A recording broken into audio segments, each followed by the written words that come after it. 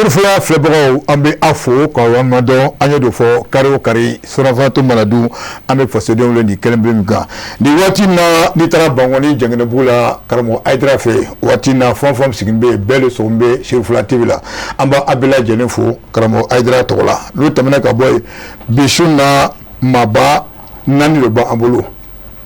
bamana côté ika yamara kono koni sibeja ka be don fitri fe donc ambalaka flaba ambolo korea ma folo ojoy oye Mamadou Dia alete madugule adila ka temeni plateau nka ndiko Mamadou Dia ebe mu le fogo angatane Mamadou Dia vraiment merci beaucoup ani wole ni kenen ka inana folka du mo blo ka nyesi Surfla Flebro d'abord mbi fo ka baraka ñoxon bela jelen fo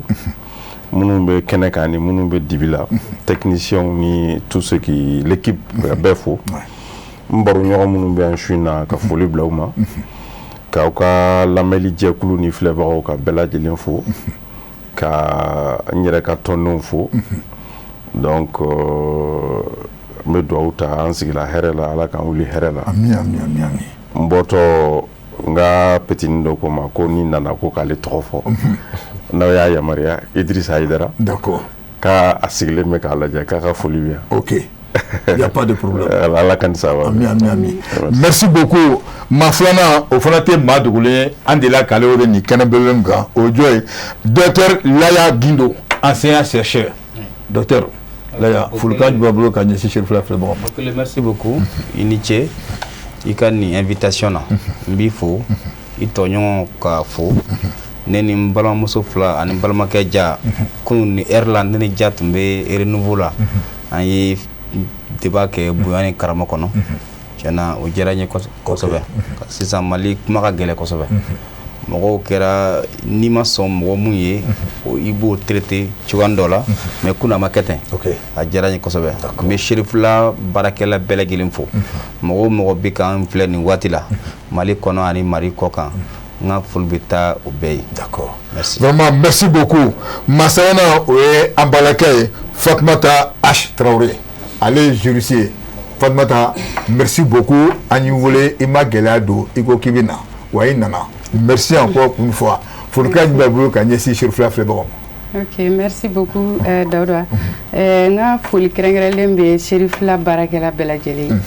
ka damne awanye mogola fokata bla ko technicien na ka an lamebagaw an filɛlibagaw bɛɛ lajɛlen fo k'u waleɲumandɔn olu n'u ka baaraw bila k'u ka caw bila ka na an lamɛn donc n ka foli b'aw bɛɛ lajɛlen. OK vraiment merci beaucoup maintenant o jɔ n hakili la k'a fɔ fana tɛ maa duguli Asumaw Bari yɛrɛ wɛrɛ Pulako donc Asuman vraiment merci beaucoup an y'i wele fana ma gɛlɛya don a la ko k'i bɛ na ko faso ko don folikan jumɛn b'o ka ɲɛsin Surfla Flebro. OK merci monsieur le journaliste aw ka nin weleli kan a diyara n y'a bɛn nama yana an ka da don kuma na an bɛ jama bɛɛ lajɛlen fo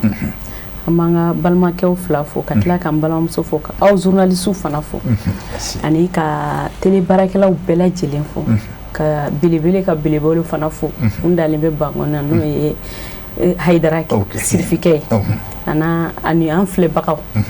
bɛɛ bɛ lajɛlen an b'u fo k'u waleɲuman dɔn n'i y'a mɛn télé i ko filɛbagaw donc an b'olu fana fo su ni tile dan tɛ foli mun na parce que n'i y'a mɛn ko émission bɛ lajɛ filɛlikɛlaw de kama donc an b'u fo u ka cɛsiri aw fana ka cɛsiri la merci sani an ka tɛmɛ i ko yiriwɛrɛ Pulako mais mun na yiriwɛrɛ Pulako yiriwɛrɛ association mun don bɛɛ de b'a kɔnɔ fulaw b'a kɔnɔ bamananw b'a kɔnɔ marakaw b'a kɔnɔ développement de don flakan de don mais développement de don yiriwɛrɛ veut dire un peu développement donc o dɔrɔn de don siya bɛɛ b'a kɔnɔ OK voilà moi ka kuma tɛ nin ye donc sisan folikan jumɛn b'o ka ɲɛsin Surfla Flebro ma. OK la an bɛ foli bila an filɛbaga bɛɛ lajɛlen ma nin wagati la maa o maa sɔgɔlen bɛ Surfla télé la an b'o fɔ k'u waleɲuman dɔn i y'a fɔ cogoya min na kari o kari ni nin wagati sera an bɛ ɲɔgɔn sɔrɔ yan nɔ jamana kunnafoni kibaruya ka se ka baro kɛ o kan min ma to jamana kɔnɔdenw bɛ se ka faamuyali sɔrɔ k'u to u sigiyɔrɔ la cogoya min na u b'a fɔ bamanankan na ko falisen tɔɔrɔ mana miɲɛ mana maa min bila falisen tɔɔrɔ dunni na kɔngɔtɔ bɛ sunɔgɔ ɲɛ bi su in na an bɛna kuma fɛn min kan sa o ye barosigi min kɛra jamana kɔnɔdenw ni ɲɔgɔn cɛla la min b'a to u bɛ se ka ɲɔgɔn lafaamuya jamana tagabolo ko kura la o barosigi in kun cɛra a kun cɛra ni fɛnba minnu ye an da bɛna don olu de la k'olu walawala bi su in na min b'a to jamana kɔnɔdenw bɛ se ka faamuyali sɔrɔ a la k'u to u sigiyɔrɔ la. siga tɛ na baara ɲɛna Bokar Mamadou Dia oui tiɲɛ don a kuma ni tun bɛ sen na sikafɔ entre Maliens mais sisan kuma caman fɔra a kɔnɔ kuma dira bɛɛ ma sisan an b'a fɛ k'e yɛrɛ ɲininka ni sikafɔ ban kɛra e y'a ye cogo di. D'abord an bɛ sewa ka an wasa don sigikafɔ in jaabi ninnu na parce que mɔgɔ bɛ se ka fɛn dɔw boloda k'a laɲini mais ka se k'a fɔ k'a kɛ k'a kun cɛ fo ka taa se ko bɛnkan bɔra a kɔnɔ o ye nisɔndiya ko ye o ye satisfaction ko ye wele bilara maliyɛnw ma ne b'a fɔ a ka girin ni baro gansan ye sigikafɔ kɛnɛ de don ka daminɛ Mali région kɔnɔ ka na se communes ma ka district faraw kan fo ka na kun cɛ Mali bunakun bɛɛ lajɛlen kan n'an ma se k'a fɔ ko phase nationale k'a fɔ ka tila k'a kɛ hɛrɛ ni baden kɔnɔna la ka kuma di mɔgɔw ma kuma labilalen don bɛɛ welela donc k'an kana Mali gɛlɛya kuma fɔ donc o ye occasion de dilen ye maliyɛnw ma donc jaabi mun bɔra la an b'an wasa don a la c'est vrai que ko bɛɛ tɛ dafa mais déjà ka se ka laɲini k'a kɛ o ye belebeleba ye donc an b'an miiri sisan baara tɔ min bɛ yen toujours gouvernement kan ka disposition dɔw ta ka na ni a sariya kisɛw ni a sɛbɛn labɛnniw ye acte dispositif légal ni juridique minnu kan ka tugu a la juriste yɛrɛ bɛ tabali kan yan donc cadre juridique ni administratif réglementaire dɔw kan ka sɛbɛn dɔw ta ani peut-être comité de suivi évaluation donc olu kan ka na tugu nin bɛɛ lajɛlen na donc maliyɛnw ye laɲini minnu fɔ olu bɛ se ka waleya cogo di donc pour que vraiment an ka se ka taa n'a ye d'accord i n'a fɔ an yɛrɛ ka hakilina ye mun ye ko a ka taa n'a ye d'accord Bokar Dia donc a y'a ka hakilina fɔ an bɛna Lagindo o ɲininkali kelen an bɛ tungu la e bɛ se ka mun fɔ. ne bɛ mun fɔ hake Mali la a bɛ fɔ ko sigikafɔ o ye damu ye Mali tɛ an siɲɛ fɔlɔ ye an ka sigikafɔ kɛ je pense que ni san 5 laban an ye sigikafɔ mun kɛ au niveau national a bɛ taa fo 4 na 2019 ne hakili b'a la an ye denni kɛ dialogue national inclusif 2020 coup d'état kɛlen sani Badaw ka fanga ta conférence dɔ kɛra parce que ka charte sigi o tun ye sigikafɔ ye tuma min na 18 mois dafara sigikafɔ dɔ laɲinina mun ye ANR ye bon je nafana DIM dialogue intermalien je pense que sigikafɔ ye damu ye mais ne ka hakilina na c'est que sigikafɔ an bɛ taa mun de fɔ an bɛna bɛn mun de kan sigikafɔ bɛ ka boli mun kan je pense que o question elle est importante tuma min na Mali bɔra accord d'Alger la vraiment n'u tun dusukun kami ne siranna ne ko sisan an b'a kɛ cogo di parce que minnu ye accord signé o ni Mali ka lien o ye accord de ye bon ni accord tɛ sisan an bɛna a kɛ ko kɛ cogo di entre temps 31 décembre ka dugu jɛ 1er janvier ni san bɛ laban président bɛ adresse kɛ a la nation o adresse la président kumana a ye dialogue direct intermalien fɔ ne ko alhamdulillah peut-être que nin bɛ kɛ solution ye accord d'Alger la ka d'a kan bon tu sais que accord mana kɛ cogo o cogo bɛɛ tɛ sɔn ma c'est comme nin dialogue dɔw ma sɔn ma i n'a fɔ anw donc ça c'est tout à fait normal malgré que accord mɔgɔ ma sɔn ma en tout cas an kɔni san 10 ɲɔgɔnna kɛ an b'a kɔnɔ n'an bɔra kɔnɔ sisan mun de bɛna an régi an ka lien bɛ kɛ mun ye donc ni président nana o accord ninnu mɔgɔ caman ko tubabuw de ka accord don Faransi Union européenne ni ONU mais jeune an yɛrɛ dama an ka sigi mɔgɔ si kana da kana don a la mɔgɔ si sen kana don a la donc o de la an tun ye a ka discours minɛ ni an bolo fila ye terme de référence fana bɔlen effectivement terme bɛ boli paix, réconciliation, dialogue, cohésion sociale. Mais nous pouvons c'est que nous c'est mais comment en donnant de façon pratique dialogue bon fait un taraboy j'ai d'accord paix sécurité cohésion sociale ani asimika kay candidat ani parti politique ko éducation supprimé donc d'abord parti politique ko nombre là ko ngalu ko ke jeune généraux yi chena ne kon malien yi ani paix à terme de référence quoi donc ne ba fo chena sika fo damu d'accord mais moko kanga don amnata monde kuma fo je pense que colonel ou kake généraux yi cadre juridique bi mbama ka jabora ka fo munu be se ko ke ka so ni Asibi c'est un malien il jouit de ses droits nak ni kana tir kadai absera ko ka so jalabote d'accord ni ka famuna donc je pense que nous yeli jalabula je pense que yato tiena nema net ni sigalmu amakoy wa an mu mason atay an bolo shiramna kle borin an mo chamako ni dabade ka do fra transition janyaka wa maldem bora ka fo tiena orotuno d'accord bogar korfote donc amena formata h donc on ngal kele e se ka mundu foka iniche ɲininkali na ne bɛ se ka mun fɔ c'est que dialogue ko in n'a fɔ ka sigi ka fɔ kɛ surtout n'a kɛra bɛn ni kelenya kan parce que an b'a dɔn dialogue annoncera hukumu dɔ de kɔnɔ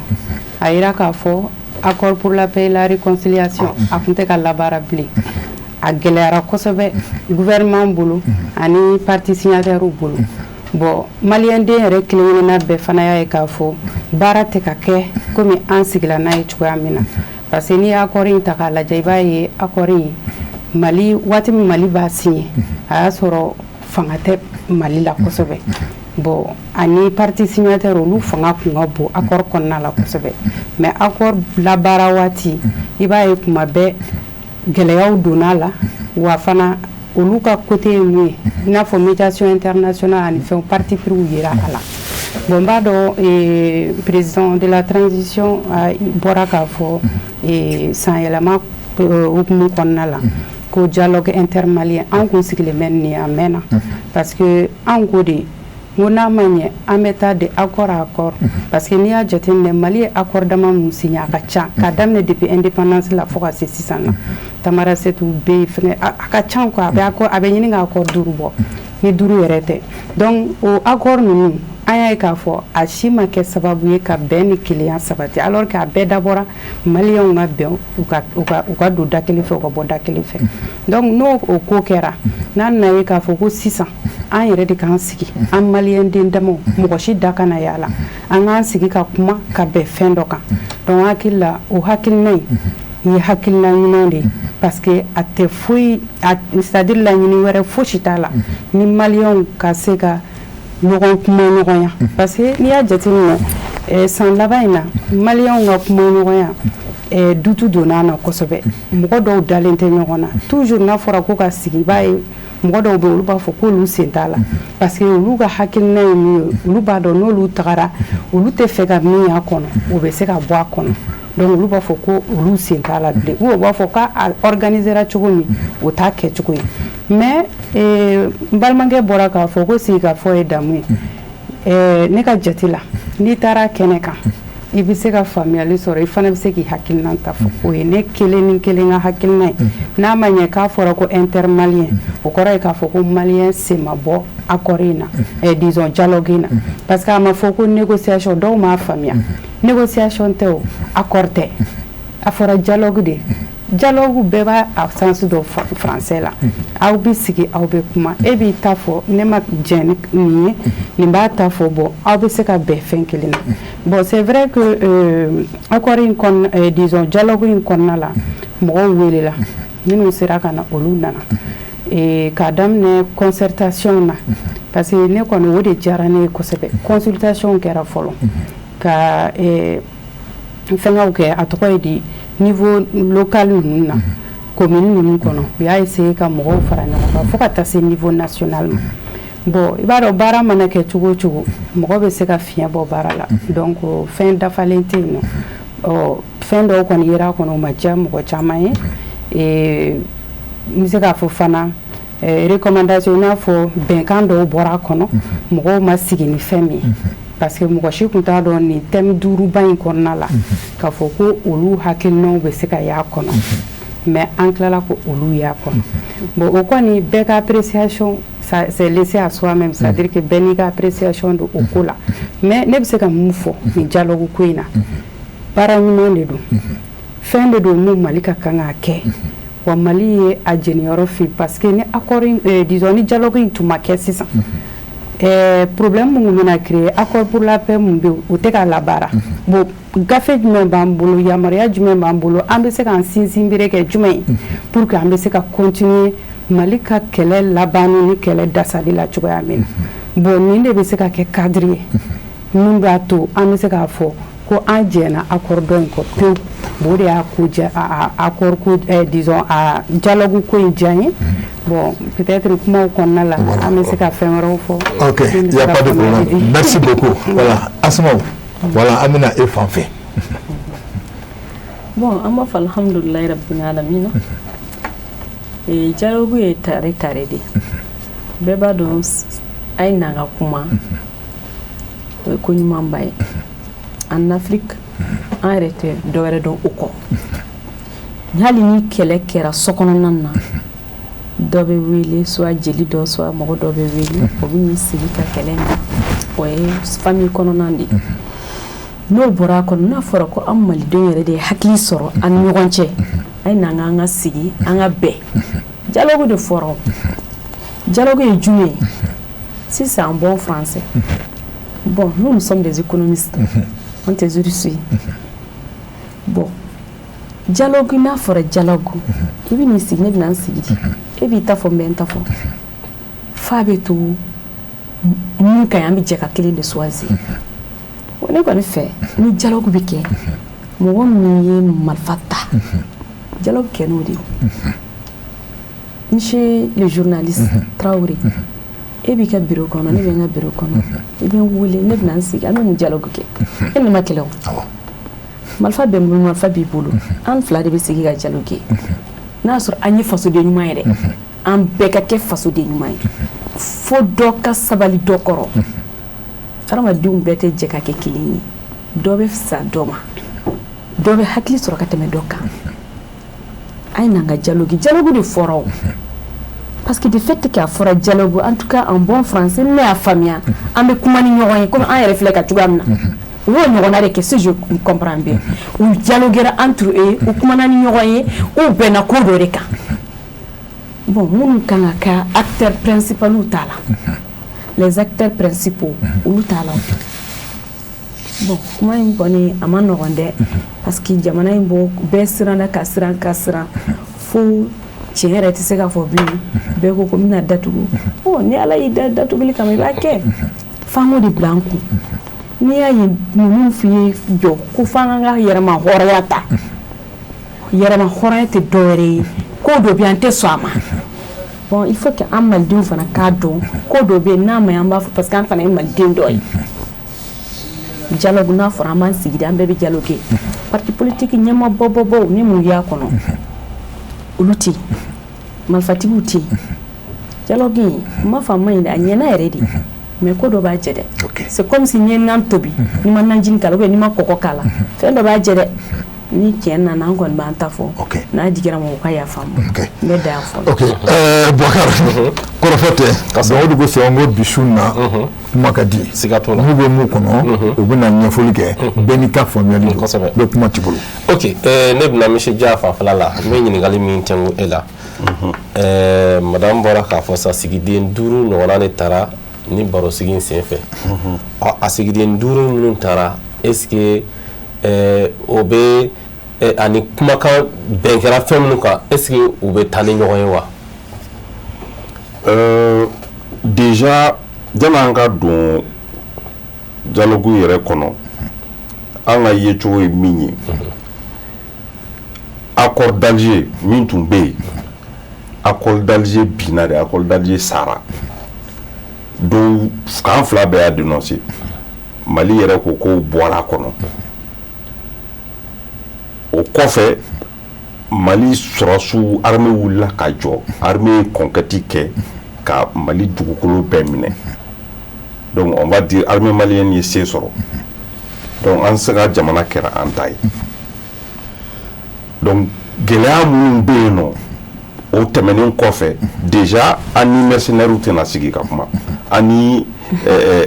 terroristes narcotrafiquants tɛna sigi ka kuma a fɔra maliden minnu bɛ yen nɔ ni fɛn b'u fɛ bɛɛ ka na an ka kuma an ni ɲɔgɔn cɛ maa si da t'a la ni marifa b'i bolo k'i ka marifa bila i kan na donc ni e ma na ni min kɛ o kɔfɛ e tɛ se k'a fɔ k'i tɛ o la bilen ne bolo i tun bɛ na de a kɛnɛ kan k'i fɛla fɔ ni ne tun don ni débat ninnu fɔ waati tun ye dialogue yɛrɛ semaine kɔnɔna de i nana i inscrit ni pause waati ou bien sufɛlaw fɛ ka émission kɛ ka yira an kɔni welela an nana mais an ye nin y'a kɔnɔ an ye nin y'a kɔnɔ an tɛ nin fɛ an tɛ nin fɛ ka information ka communiquer sur les points qu'on désapprouve ou sur les points qu'on veut voir mun kan ka don a kɔnɔ ou bien mun kan ka bɔ a la o débat ninnu tun kan ka kɛ dialogue waati de mais une fois que le kuma dira peuple ma peuple kumana ka ban ne bolo o tɛ o kun bɔ bilen quoi o ye an ka ye cogo ye maintenant a fɔra de ko kuma labilalen don n'i ye mɔgɔ wele i tɛ se k'a fɔ tugun nin fɔ i kana nin fɔ o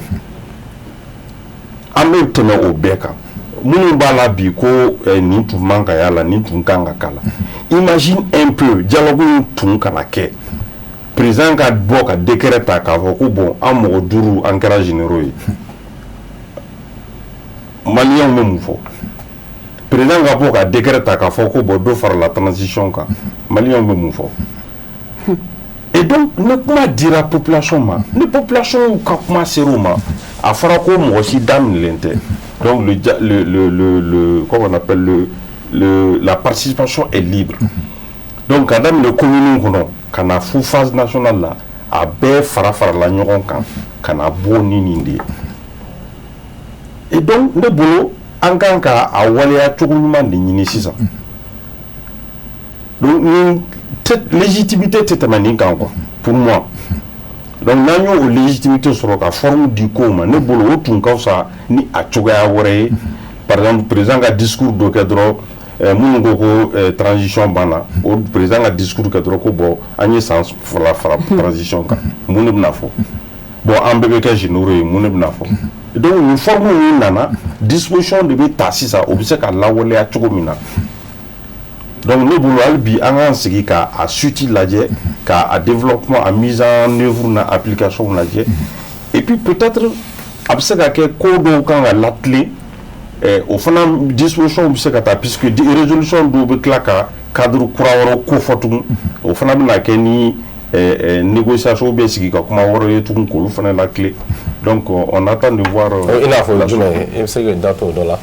Bon, à la résolution mais il y a un cadre de discussion, je crois, aux résolutions d'Obakono qui parle d'un cadre de discussion. Je n'ai pas les résolutions en tête, mais il y a un point sur ça où on demande un cadre de discussion et tout.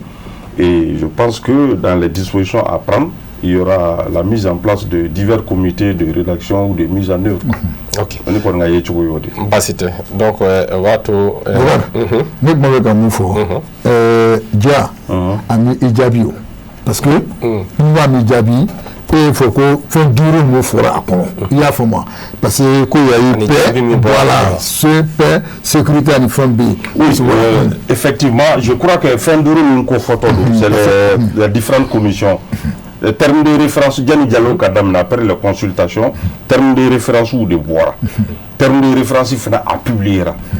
Donc déjà, nous badam, nous beffe ka fo kutala. Depuis on a kamango, il be do akono de kasoro qui fait la fo. Nous tu n'as contesté depuis watila les termes de référence. Nous be amenata dialogue na abena ketchogodi. au début, le terme de référence. Je crois que le terme de référence il publiera avant que Diallo Kadamne. Donc, depuis où il a tout il y a ce point-là, il y a ce point-là, il y a ce point-là. Maintenant, quand on parle, est-ce qu'au point où le terme de référence est parce que parce que là, comment de fois, c'est ça, comme elle aussi, c'est qu'elle a dit là, c'est-à-dire qu'il y a eu terme ganga fois à kono il y a fuma terme voilà ni terme de référence ta commission les 5 commissions ont été constituées par rapport à ça et sur les documents de travail on a posé des questions aux participants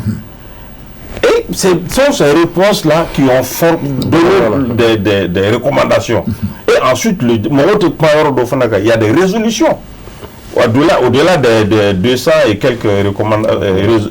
recommandations, il y a aussi des résolutions. Résolutions de Fanabé à quoi faire. D'accord. Donc, si on donne l'occasion au peuple de parler, comme Ayara Fotoum Nassigi Kapuma, nous on a fait un comité de pilotage. Bon, malheureusement, mais on a fait un fracas, on a fait un voilà. Ils essaient simplement de synthétiser à Nanatoumna à la beauté. Ok. Donc moi je pense que c'est en parfaite ani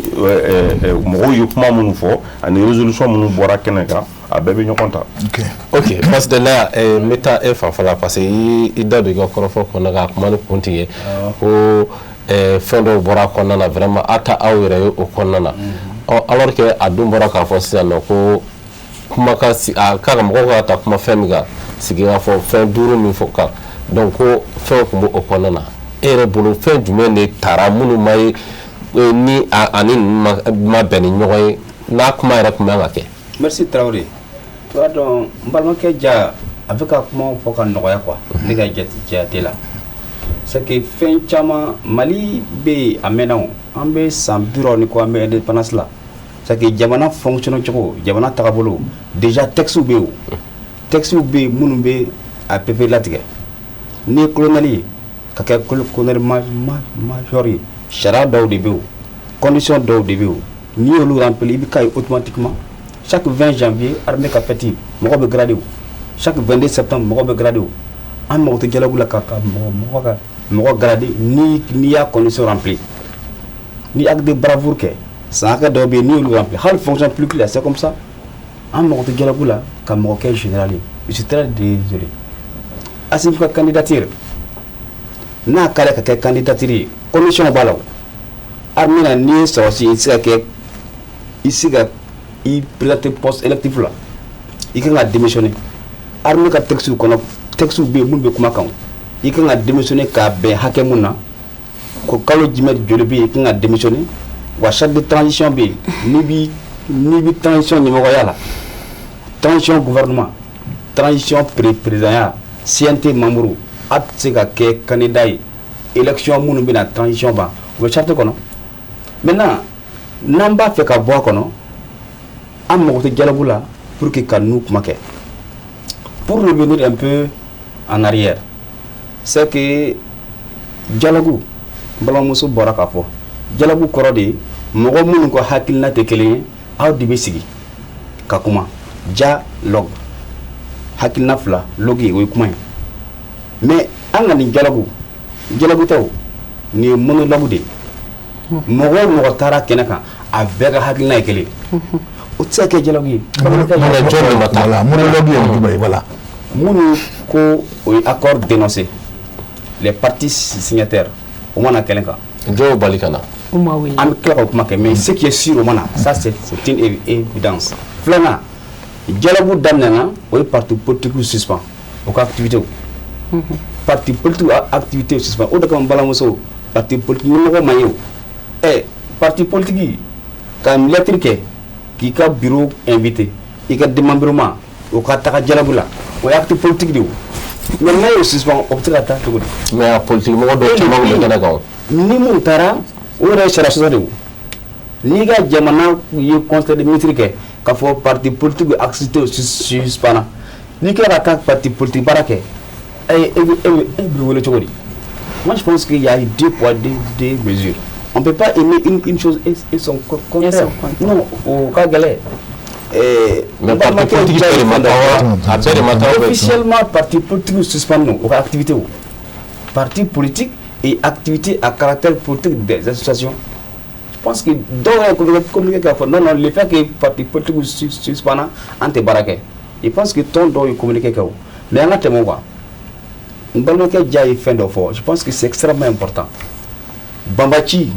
nous sommes une république. Nous république. Hal na yasro fanga beka maracho na amaso mais en république kono mun te république kono mun be wole ko terrorisme mun wole ko djihadisu mun yi accord signé no bor accord kono tant que ni malien maka nga keni absa kante be mun te malien yi wole ka nga kelede parce que aw bora aw fasola aw aka jamana na kana toronga jamana ka ante jenay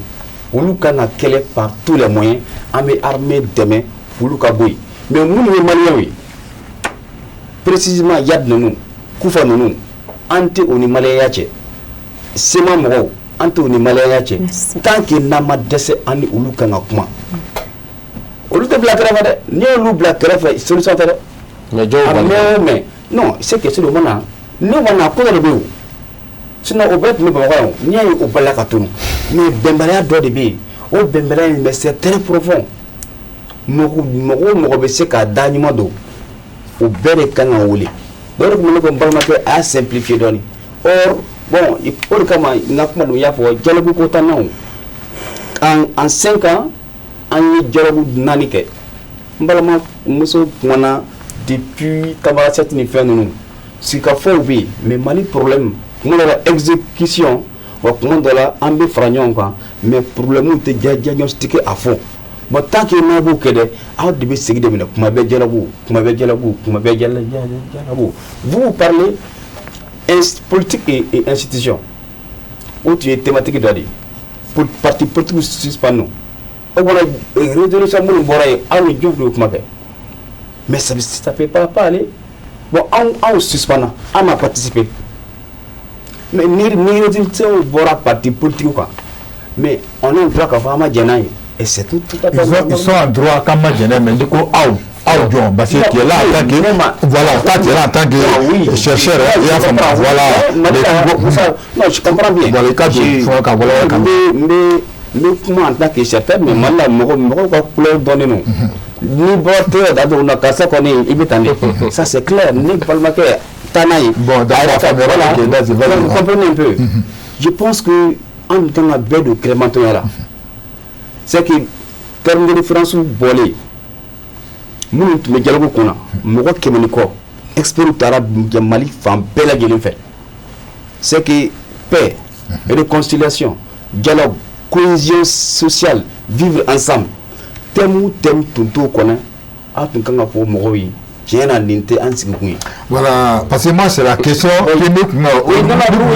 n b'a jaabi kɔfɛ a bɛ se ka taa fara kan. Voilà, ne ba ma o question parce que mɔgɔ 100 ni kɔ experts mɔgɔ ba tun bɛ comité kɔnɔ mɔgɔ expérience batigiw ministre kɔrɔw premier ministre kɔrɔw olu ka rôle k'a fɔ mɔgɔw ye aw kana hors sujet kɛ nomination dans l'armée ka yɛlɛ en grade yan t'a fɔ yɔrɔ ye Assimi ka candidature yan t'a fɔ yɔrɔ ye parti politique ka aide publique a ka supprimer yan t'a fɔ loi de y'a di parti politique ma ni jamana ɲɛmɔgɔw y'a juger k'a fɔ tiɲɛ na o man ka kɛ CNT bi loi ta ka bɔ yen simple comme de loi bɔ d'accord an mago tɛ ka mɔgɔ ka milliard 2 utiliser o la. Bon d'accord, an bɛna segin ka na i y'a faamu voilà parce que o y'a débat wɛrɛ ye an bɛna segin ka na ok an bɛ taa madame Sanake fanfɛla la n bɛ o ɲininkali kelen tɛnku e la e kɔni ye sariyatigi ye dɔw bɛ k'a fɔ ko sigiden minnu kun taara k'a fɔ ko dialogue kɛ k'o kan donc ko jaabi min bɔra a kɔnɔna na ko u tɛ tali kɛ ni ɲɔgɔn ye e dun ye sariyatigi ye i tɛ ɲɛfɔli k'an ye wa donc a bɛ tali kɛ ni ɲɔgɔn ye o tɛ tali kɛ ni ɲɔgɔn ye de. I ka ɲininkali diyara n ye ne tɛ se k'a fɔ k'a tɛ tali kɛ ni ɲɔgɔn ye parce que n'i y'a jateminɛ ni thématique 5 fɛn o fɛn taara mɔgɔ kunkolotigiw olu de tun bɛ ka baara in kɛ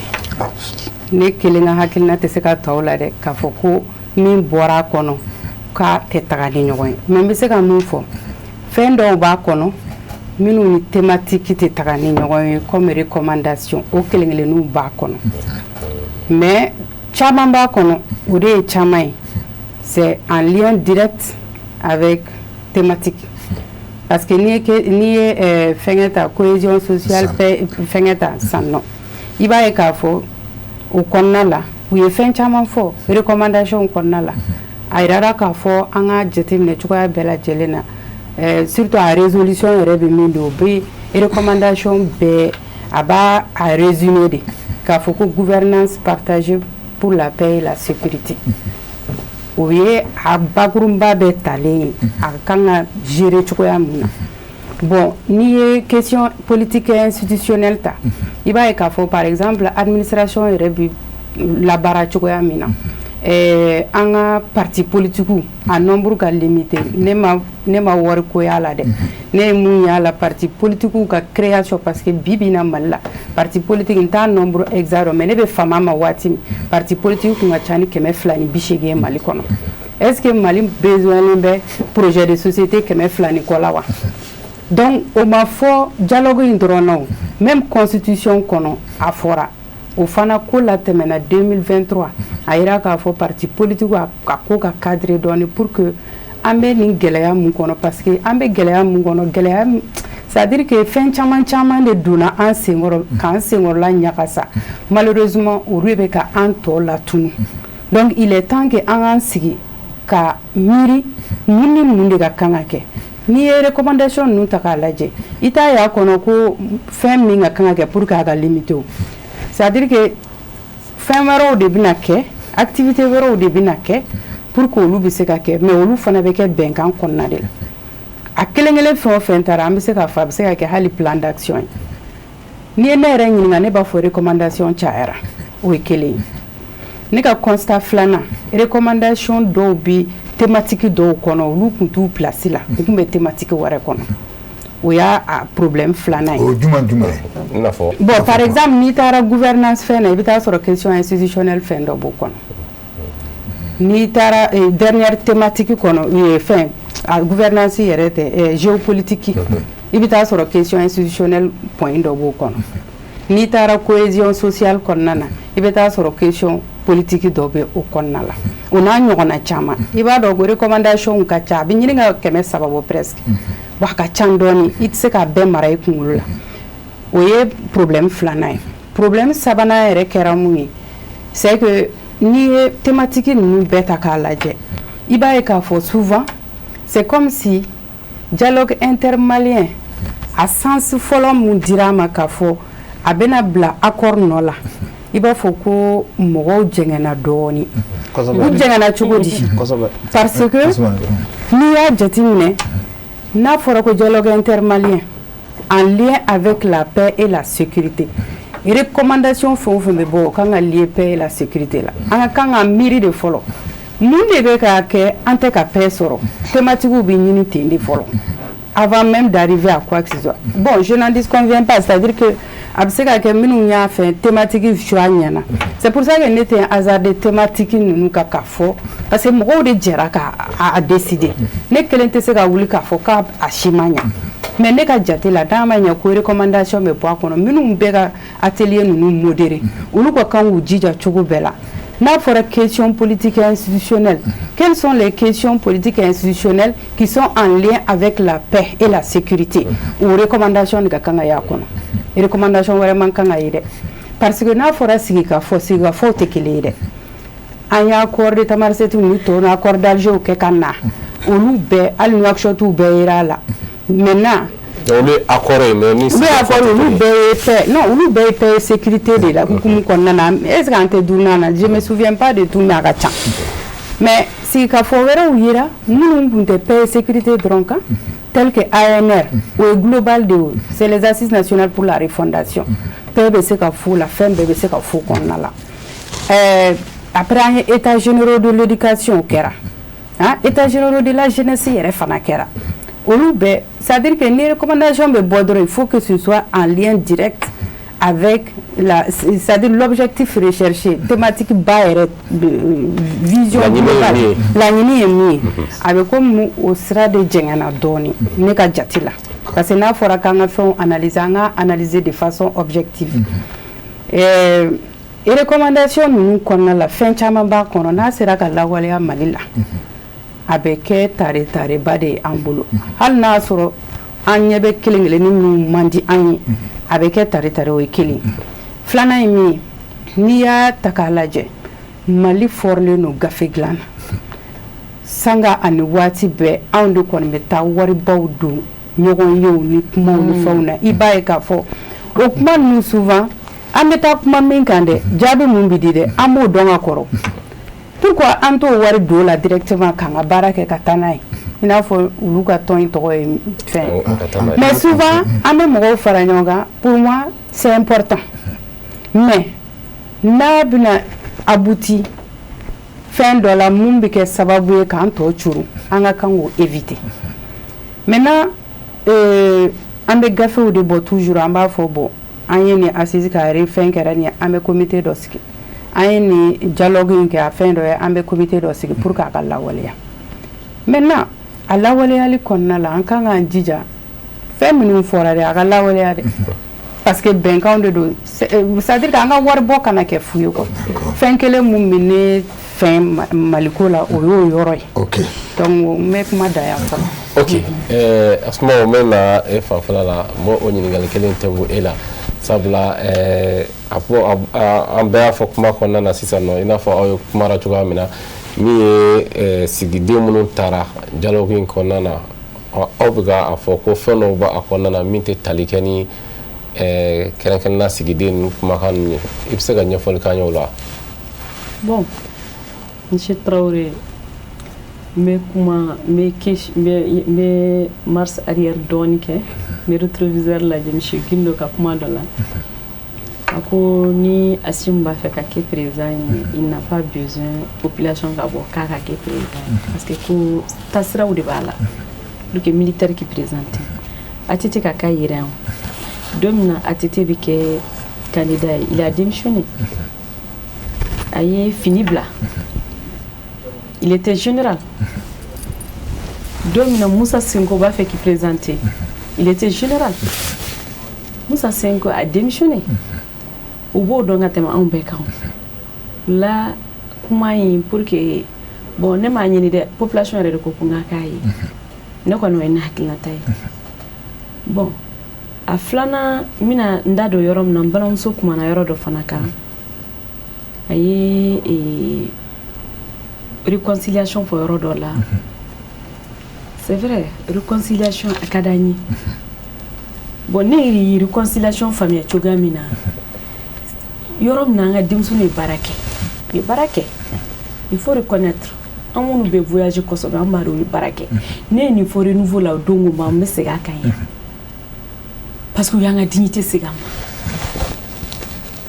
fɔlɔ n'i taara n'i jiginna aéroport la i ka passeport lajɛtɔ la u b'a fɔ tu es malien u sin ka f'u b'i lajɛ cogo sugu dɔ i yɛrɛ bɛ maloya bon bi n'i ka passeport lajɛ u b'a fɔ tu es malien u bɛ sourire dɔ kɛ n bɛ segin o kan o yɔrɔnin ninnu an b'a fɔ u ye baara kɛ Assimi n'a pas besoin que population k'a fɔ k'a k'i présenter o s'il veut maliden de don il peut le faire mais condition de b'a la pour que ale ka k'a ye on n'a pas besoin accord la bon a bɛ se ka kɛ nin fɛn ninnu bɛ glisser a kɔnɔ parce que bɛɛ da bɛnna o yɔrɔ kelen na texte bɛ a kama o texte ma bɔ a nɔ na fɔlɔ olu ma changer malien défaut kelen b'an na o ye mun ye bi ni Monsieur Traoré kɛra fɛn dɔ ye kɛ ministre ye dɔrɔn i kana kɛ président ye dɛ dɔ bɛ taa club dɔ sigi à ton nom ils vont te soutenir les jours que tu n'es plus à ce poste là i b'i téléphone ta i b'a lajɛ n'i ka téléphone yɛrɛ ligne b'a la ou bien est-ce que connexion b'i bolo yɛrɛ personne ne va t'appeler malien bɛ tɛgɛrɛ de f'u ɲɛna ka yɛlɛ ni ye mais a bɛ se niveau dɔ la a man nɔgɔn ça n b'a fɛ k'o yɔrɔ faamuya bi dialogue in kɛra c'est vrai a diyara n ye a bɛnna ma mais dɔ b'a jɛ hali bi n bɛ segin a kan dɔ b'a jɛ parce que hali bi furugufurugu bɛ malidenw o ye minnu ma arme ta dɛ minnu bɛ Bamakɔ yɛrɛ kɔnɔ mɔgɔ man kan tɛ ka jɔ mɔgɔ la adamaden n'an bɛ maliden ye n'an ye maliden e y'a ye ne y'a ye sɛbɛnw b'i bolo kelen de bɛ ne yɛrɛ bolo hali bi ni ala ye ɲɛmaya d'i ma i b'i dusu faga de ko dɔ bɛ yen nɔ i bɛ kɛ bɔgɔ de dugumako de bɛɛ bɛ yɛlɛ i kan o de ye ɲɛmaya ye fo k'o yɔrɔ de fana faamuya c'est vrai minnu diminen don i n'a fɔ parti politiques olu de bɛ wuli ka t'u kama a ye na an bɛɛ ye frères ye an bɛɛ de ye sœurs ye an ka baara kɛ a y'an dɛmɛ an b'a kɛ cogo di c'est vrai an bɛɛ ko ko politiciens y'a ci o y'a ci a kɛra tan a bɔra tan c'est vrai mais malidenw de don dɛ u bɛ se ka tiɲɛni kɛ dɛ n'u bɛ se ka dilanni kɛ cogoya min fana u bɛ se ka tiɲɛni kɛ fasodenw de don u man kan tɛ ka ni assise ninnu kɛ k'a ban ka sɔrɔ olu ma yala ka tila ka décision wɛrɛ dɔw ta k'a fɔ ko ka nin supprimer ko ka nin analyse ko ka nin kɛ c'est vrai ni parti politiques cayalen wari la n bɛ contraire de fɔ yɔrɔ fana na parce que wari bɛ di parti politiques de ma n'o jɔra don o don aw tɛ parti politique foyi mɛn mankan mɛn tuguni ko bɛna créer Mali kɔnɔ bɛɛ bɛ sinsin dɔ in de kan o bɛ dɔ bɔ a la parce que wari bɛ di ne yɛrɛ bɛ parti politique créer parce que wari bɛ sɔrɔ a la dɔw ta tɛ parti politique a yɛrɛ dɔw ta ye parce que sɔrɔ b'a la n b'a kɛ u y'o décision ta a diyara n ye bon n b'a dɔn parti politique bɛna n kama je dirais pas mais minnu b'a la olu b'a la c'est vrai a bɛ ka ɲɛ mais dɔw b'u la an ta ye ko dɔ ye dɔrɔn maliko in an bɛɛ de maliden wa an bɛɛ kan ka n'i ye ko jate minɛ i b'a ye k'a fɔ bɛɛ b'a dɔn k'aw sigi a fɔ bi ka kɛ sen na c'est vrai hali ni parti politique u dimina mais est-ce que u yɛrɛ tun tɛ se ka ye kɛnɛ kan parce que fɛn dɔw bɛ yen kuma di kuntigi kɔ a ma nɔgɔn dɛ fɛn dɔw bɛ yen i ka t'i sen don a la a kana k'i kɔ est-ce que o nafa ma parce que jamana ko de don n'a kɛra cogo sugu dɔ la i kana taa o ka fisa i ka taga i kana taa o ka fisa i ka taga ye cogo jumɛn n'i ma taga n'i ma wele n'i taara parce que n'o y'a sɔrɔ u b'a ɲɛlen fɛ u ye décision dɔw ta u man kan tɛ ka olu ta ni jɔn de b'a ɲɛlen fɛ minnu bɛ fanga na munna parce que olu diminen don aw fɛrɛ don u diminen don ko dɔ de kama o u ma dimi u yɛrɛ ma o u dimina fɛn mun kama aw de b'a ɲini k'a dɔn aw bɛ kuma n'u ye hali bi c'est vrai a fɔra k'u welela mais wele cogo mɔgɔ fana wele cogo b'a la dɛ i bɛ wele n'an ka dumuni kɛ ça dépend y'i welela cogoya min na pour que ka se ka dumuni kɛ pour que k'i bolo don dumuni na surtout en Afrique bonya ka di fɛn bɛɛ ye kana dɔrɔmɛ di dɔw ma yɛrɛ an ɲɔgɔnna kana dɔrɔmɛ d'a ma bonya in dɔrɔn mais dɔw bɛ hali n'u fa n'u ba nin tant que n'u bɛ mun nɔfɛ n'u b'o sɔrɔ ka sira tɛ o adamadenw tɛ kelen ye quoi adamadenw bɛ ɲɔgɔn ɲɛ fo mɔgɔw k'o yɔrɔ de faamuya dɔw m'u ka hɔrɔnya labila foyi ye diɲɛlatigɛ ye wallahi ne filɛ ne tɛ n ka hɔrɔnya labila miliyari kama n t'a kɛ parce que miliyari bɛ ban mais ne ni n ka hɔrɔnya bɛ taa lahara fo mɔgɔw k'o bila i kun n'i y'a ye u ko k'u b'an ka hɔrɔnya segin a ma ne yɛrɛ ye mun faamuya ninnu ka ko la tuma min u sera ka communauté internationale yɛrɛ gɛn ka bɔ yan nɔ ne tɛgɛrɛ f'u ye o parce que u sera ka ko dɔ kɛ diɲɛ kɔnɔ hali parti politique tun tɛ se ka min kɛ bon n'u sera k'o kɛ sisan aw ye mɔgɔ wɛrɛw gɛn ka bɔ anw cɛ la minnu ye tiɲɛni k'an bolo baara ɲɛna o kosɛbɛ yɛrɛ mais o yɔrɔnin de la u kan ka malidenw bɛɛ fara ɲɔgɔn kan o yɔrɔnin na ka kɛlɛ ban ka baara ta olu yɛrɛ b'u dɛmɛ yɛrɛ u ka baara in kɔnɔna na hali n'u ka transition 5 ans voilà ils vont les accompagner mais il y a une façon de le faire parce que anw bɛɛ ko ko communauté internationale de kan kana bɛn parce que a fɔra ko faransiw de bɛ kungo kɔnɔ mɔgɔw financer olu de bɛ nin kɛ u bɛ nin kɛ preuve dɔw yera a kama ne yɛrɛ bɛ dɔw dɔn a kɔnɔ preuve sɔrɔla mais olu sera ka taga an minnu wololen don ɲɔgɔn an minnu bɛ fa kelen ba kelen na dɛ an de bɛ ɲɔgɔn kan sa mɔgɔ wɛrɛ tɛ o olu de b'an bali hali bi ka olu yɛrɛ bila ka na an bɛɛ ka jɛ ka kuma u bɛ se ka na o ne kɔni fɛ terroristes de narcolistes i bɛ den dɔw wolo hali n'a ma ɲi ko ni den kɛra sa i b'a siri cɛ la i bɛ yala n'a ye an frères de don u bɛ ka tiɲɛni kɛ hali bi u ma sigi o tiɲɛni bɛ ka kɛ an b'a fɛ ka tiɲɛni de bɛn yen ka bɔ yen parce que an musow de sɛgɛnnen don an cɛw bɛ ka faga an denw bɛ ka faga an faw bɛ ka faga bon tous les moyens sont bons parce qu'on dit que la paix n'a pas de prix an b'a kɛ cogo di d'accord ay kuma n'o ye mɔgɔ wɛrɛw tɛ yen tuguni an dɔrɔn de don ay na an y'u nɛgɛ nɛgɛ parce que si tu es en position de force là e de bɛ kɛ dugukolo bɛɛ bɛ yɛlɛ kan e de bɛ sabali hali bi i bɛ kɛ sabalibaga ye parce que ala ye fanga di kalifa e ma bi e de bɛ kɛ sabalibaga ye kana yira ko fanga b'i bolo n tɛ sɔn n'u ma sɔn jamana yɛrɛ ma sɔn o tɛ o ala ye mun k'i ye a m'a k'u ye ni ala y'u k'u ye an bɛ yɔrɔ min na an tun tɛ se yen nɔ fo maliyɛn k'o yɔrɔ de faamuya. d'accord Bokar kɔrɔfɔ tɛ ja an bɛna e fan fɛ parce que sigikafɔba mun kɛra nin kuma caman bɔra a kɔnɔ mais mun ye bɛɛ b'i yɛrɛ ɲininkara k'a ye k'a fɔ k'a tun dabɔra mun kama a ma kɛ déclaration dɔ taara bɔ k'a yira ko a yira k'a fɔ ko transition de 2 à 5 ans i y'a faamu k'u ka taa ko bon gradi i y'a faamu ka gradi yɛrɛ les 6 k'u kɛ généraux ye et puis maintenant sisan il faut discuter avec mɔgɔ ninnu les rebelles i y'a faamu ka sigi ka discuter n'o ye maintenant sisan bɛɛ yɛrɛ ɲininka mais ni a tun tɛ sigi kɛ dialogue min tun kan ka kɛ puisque ni tun t'a a kɔnɔ mais ni kuma nana bɔ a kɔnɔ e diya a ye se k'an bɔ bɛɛ yɛrɛ ye ɲininkali kɛra nin sera ka kɛ cogo di parce que ani mun tun kan ka kɛ o tun tɛ taa ni ɲɔgɔn ye. Bon, j'avoue que nous tournons la kuma kɔnɔ quoi. Ka tourner cogo di. Parce que on parle de dialogue. Ne ɲɛ b'a la sisan a bɔra o kan a kɛra mɔgɔ ko ye quoi. Non, attention, ja an ma bɔ a kɔnɔ dɛ. I y'a faamu. Attends, je viens. Je suis mon raisonnement. Oui. Je voudrais dire simplement que les dialogues fan dɔw fɛ recommandation dɔw ta mais mun ye mɔgɔ dɔw ka lahalaw ye n t'o olu fɛ mais sinon ça veut pas dire que dialogue tun man ka kɛ ou bien a kɛcogo man ɲɛ o de kama ne ko nin débat normalement ninnu débat ninnu tun bɛ kɛ dialogue parallèlement au dialogue c'est-à-dire n bɛ taa dialogue kɛyɔrɔ la n bɛ point de presse dɔ kɛ ou bien mais jɔn kan k'o point de presse ninnu kɛ. minnu bɛ k'a fɔ bi ko u t'u yɛrɛ ye a kɔnɔ minnu b'a participer. oui mais ceux qui disent ça de toi à nous là est-ce que o ka raisonnement t'u bolo wa. oui bon raisonnement b'u bolo voilà mais o t'a bali k'a fɔ ko recommandation ninnu k'a ti baara kɛ o. oui effectivement n'an y'a ta sisan alors essayons de prendre les chiffres.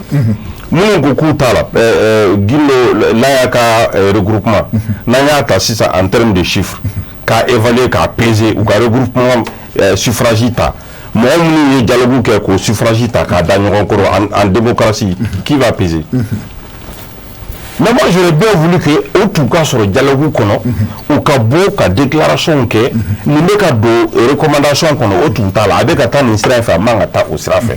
U k'u fɛla fɔ à visa waati pendant que dialogue bɛ ka kɛ peut-être que u tun bɛ se ka influer résolution kan. bien sisan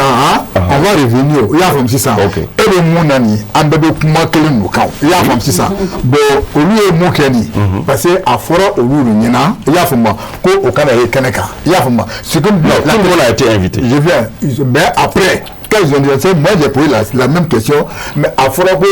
a ka politicien a suspendu le nom mais a tɛ comme k'a fɔ ko munna a yɛrɛ ma se ka taa kɛnɛ kan k'a yira ko faso de ɲuman i y'a faamu sisan. est-ce que je peux te poser une question. Est-ce que le dialogue là,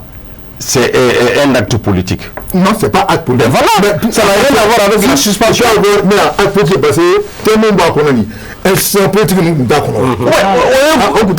Jamana crise. Enfin, encore Jamana crise. D'accord, mais suspension, c'est par rapport aux activités politiques. D'accord. Mais le dialogue en tant que tel, au politique, barre, Jamana Kunkan Kokmadero. D'accord. On est permis, je suis la fin de la série, dialogue Kumakao. Merci. Donc, si on est d'accord. Voilà. Donc, il y a comme mes questions de poser, parce que recommandation n'a pas de voir à quoi. On m'a fait qu'un débat qui n'a pas eu ma belle unique. Bon, les belles diabi nous dit au rôle là. Peut-être on a là j'ai compris. Fait de belle kono. Au Juma par exemple. Non, nous bala ko nous tout mala do kono, nous tout mala do kono. Déclaration mu kala ne ba be kata. On fera mu foni, ne ba fait de réellement et mu do famala. Ne mu famala. Prenons par exemple, un dialogue point par point de temps. Prenons par exemple au Coco les partis politiques.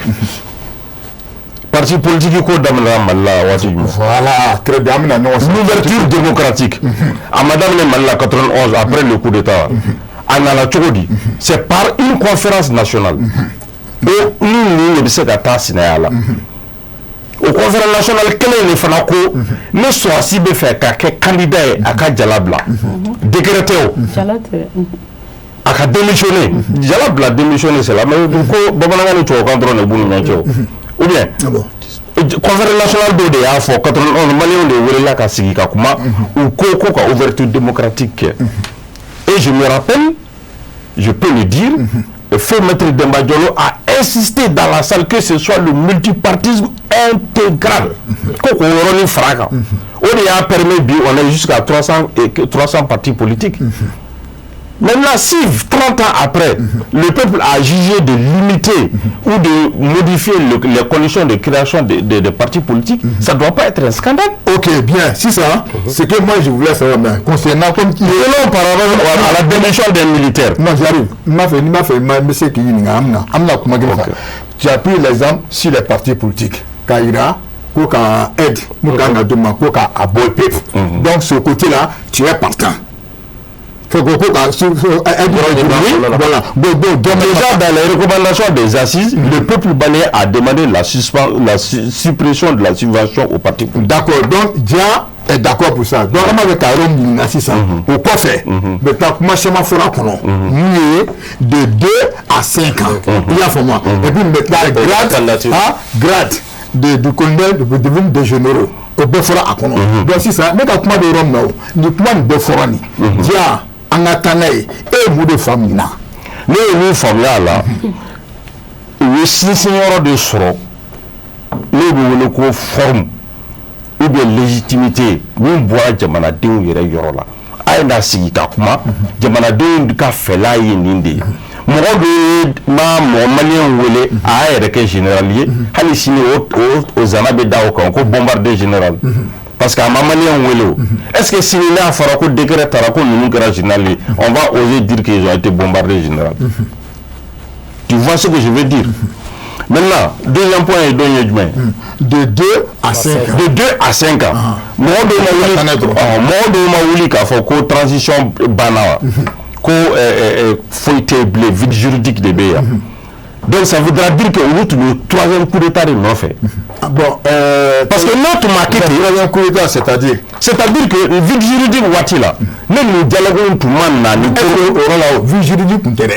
non, je prends leur raisonnement. Au cas où il n'y avait pas de vide juridique. Bon, voilà, il fallait toujours aller dans le sens de l'apaisement. Bon. Maintenant, on a dit, comme il y a dialogue qu'on va Ouattara, c'était en janvier, avec le discours du 31 décembre, 1er janvier, le discours à la nation du président. À ce moment, on ne parlait pas de fin de la transition. Donc ça veut dire que le dialogue était là, annoncé déjà. Il y avait des concertations. C'est pour cela que j'ai dit à mon frère que tous les partis politiques ont été appelés. Ils ont même été invités et concertés. Ok, il y en a qui ont participé, il y en a qui n'ont pas participé. Et je dis que ceux qui n'ont pas participé, si on s'amuse aujourd'hui à faire parler les chiffres, pour qu'en valeur en chiffres en termes de suffrage qu'à peser, on va voir qu'ils sont minoritaires. Okay. Donc on est dans une démocratie. Bon, maintenant, au vide juridique, pour ne pas aller dans un autre coup d'État, le peuple a décidé de prolonger la transition. D'accord. Donc, légitimité. Bien. Bon, si ça, on a des étapes par étape. C'est bien comme ça. Bon, maintenant, discuter avec les rebelles. Il y a comme ça. Et vous le ferez là. Chaque chose est dans un contexte. Moi, je parle du contexte que l'armée a reconquis l'entièreté du territoire.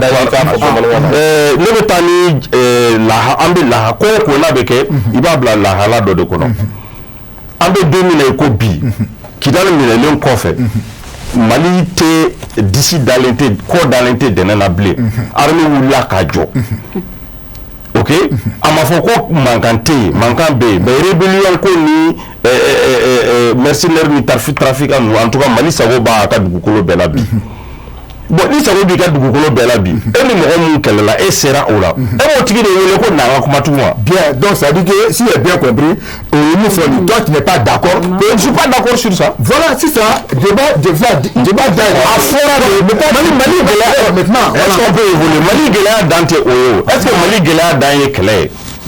Mali Gela Dante Kele, Mali Kunko Beno. Même là, sur à Tchaman Sabou, c'est qu'à sur Kele là. Ou bien en tout cas connexité oui talike nyona chogo dola mais Mali Gela Dante Kele. A fora di dialogue besigi ko angana Mali Kunkan ko Gela mafo. Donc il y a l'aspect, je ne parle, l'État à l'attaque, comme en termes de sécurité, c'est global. J'allais dire par exemple la guerre, si on peut parler de guerre. Donc au Bénin, mais en sécurité, pas le Bamako, même dans d'autres villes, on parle de sécurité, de crise sécuritaire. La crise, on parle de crise multidimensionnelle. On est d'accord. Mali crise Nieda Tabou Kacha. D'accord. Donc quand on a signé quoi Mali Kunka. La nuit kera sigafo na sako anuka sigafo ko sigafo dala alibi. Jani ka se la nuit ma wele ni blala e aklibo wele konna. Afora Mali den. Fin ni marfa bibulu ikabla ikana. C'est moi mon retour yere konna o ti Mali den ya. Oui ou non ils sont maliens. On leur dit de venir. On dit, on ne discute pas avec les trafiquants, les mercenaires qui sont à une fois, il a confirmé. Nous, nous, Maliens, nous, sommes Malika, un bébé de Kouloukere. Mais il faut qu'on fasse des problèmes, Bini, Mali, Djamanache. Akara Iyadi, Akara Koufayo, comme elle a dit, c'est elle qui a donné leur nom. Moi. Ah, ok, donc, excusez-moi, c'est lui qui a donné leur nom. Donc là, on Marfa Boubouloukou, Marfa Blokana. Ça a été officiel. Comme justice fait le boulot, non, c'est que c'est le plateau que les gars, le dialogue là, tu viens. Si tu dois répondre, on ne doit pas fuir la justice de son pays. Tu viens répondre. D'accord, ok, mais déjà. Ok. D'accord, si le chef de famille a un problème avec son fils il veut le taper, il a fui. Oui. Bon, mais maintenant, pour gagner Farah Sigigakuma, d'accord. Ok, donc moi je parle de ce postulat. Ok. Où est la manière Bema Aïna? Et bien là, s'il doit répondre à la justice de son pays, moi je pense que ce n'est pas un problème. Ok. Donc, Bakar, très bien, on a bien écouté Chama Famira, Diaka côté là, Worom Béni, Diama Sorom là, c'est de discuter avec les gars. Dia n'est pas d'accord. Donc tout le reste là, Ayemo Fani, Dia est partant, à démontrer. Donc, il y a une nouvelle qui est Amina Fafel là. Voilà, c'est comme il faut. Grade. Et puis, comment on appelle, de 2 à 5 ans, il y a fait moi. Puis maintenant, bon, parti politique, il y a fait moi, quand Wartikola, effectivement, on a pu discuter avec les rebelles. Et puis, c'est comme le fort là. Merci beaucoup. C'est que ça n'est pas juste point nani bi ba fako o éclairci. Point nani. Mali be multipartisme intégral de là. Mali ka bonne sénégalais. Anga jama ka chanoui. Mais Sénégal parti politique ka chani Mali. Donc, autre problème, 22 millions de population, moins de 300 partis, autre pour l'emploi. Seulement, il va faire il va faire sinon, ce n'est pas simplement soi. Au quoi faire? Quand parti politique ou le calanchalaboula, au même moment que l'activité suspend, nous qu'on fait ces 2 poids, 2 mesures. Il m'a d'abord au calanchalaboula. Savana. Dɔw bɛ to k'a fɔ a bɛ ɲini ka don dɔw kunna ko politimɔgɔw de jamana ni don gɛlɛya kɔnɔ politimɔgɔw y'a don tan sɔrɔsiw ye mun kɛ fanga na Mali la politimɔgɔw m'o kɛ o Mali san 64 n'i ye sɔrɔsiw ka waati ta a ka ca ni politimɔgɔw bɛɛ lajɛlen farala ɲɔgɔn kan. Faisons le calcul. Les militaires ont fait 30 ans au pouvoir. De quelle année à quelle année? A kɔnɔ sɔn kana sisan ma Musa ye fanga ta. A ye san 23 de kɛ Musa Traoré. O kɔfɛ ATT ye coup d'état kɛ a ye kalo 14 kɛ kɔfɛ ATT seginna ka na san 10 kɛ comme civil là parce que ATT ma parti kelen ye dɛ a ma démissionné ka bɔ sɔrɔsira la ma kɛ parti la même si tu démissionnes il est militaire. Mais tu peux pas dire que c'est l'armée en ce moment. N'i ye tile kelen ne ko sɔrɔsiw. Oui, je crois que an ka don fɛngɛ la parce que an bɛ intéressé 2020 kana sisan ma san 4 sɔrɔsiw de bɛ fanga na bada ye sɔrɔsiw de 38 ans. Maintenant an bɛ tɛmɛ quoi. I ko point naani dɛ i ye laban c'est que ne ko ni dialogue a y'a objectif diɲɛ je pense que ne balimamuso 2 bɛ ka taa u fan fɛ ça c'est bien mais vous savez dialogue bɛ ni dialogue bɛ tila ka dialogue wɛrɛ prévoir minnu mana bamaci minnu arme bɛ minnu bolo minnu to k'u yɛrɛ inscrit république kɔnɔ an bɛ dialogue wɛrɛ de prévoir an n'o ka kuma mais n'o tun c'était pas la peine an ka taa 2 milliards tiɲɛ nin na maintenant mi ka ɲi oui mais sisan n ko fɛn duuru ni recommandation mun kɛra nin k'a jira k'a fɔ de 2 à 5 ans de 2 à 5 ans 2022 ne hakili b'a la dɔw banna ka taga jaro ANR la ka d'a kan olu sɔmina k'a fɔ ANR ni laɲini tun ye ka transition proroger a fɔra ko ka transition prorogation o ka bɔ thématique la o ka bɔ kumaw na n'o bɛ kɛ o kuma yɔrɔw bɛ yen o ma sɔn wa o y'o bolo ɲɛsin yɔrɔ min na tile bɔra yen diɲɛ na fana c'est pareil c'est que mɔgɔ caman san dialogue ka daminɛ a fɔra c'est juste u b'a fɛ ka forme de k'a la sinon dialogue laɲini ye ka dɔ fara transition kan effectivement de 2 à 5 ans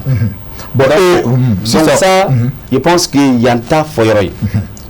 yan t'a fɔ yɔrɔ ye bon sisan mɔgɔ 4 dira transition ma kalo mɔgɔ 4 mana dafa transition banna n'aw b'a fɛ ka dɔ fara kan c'est que nin tɛ a forme ye aw bɛ mɔgɔw wele aw bɛ mɔgɔw wele mais diɲɛ ye kuma dɔ fana fɔ non jago ko n'i y'a ye que nin kɛra de 2 à 5 ans parce que dɔw fana kun wulila ko a y'a fait comment on appelle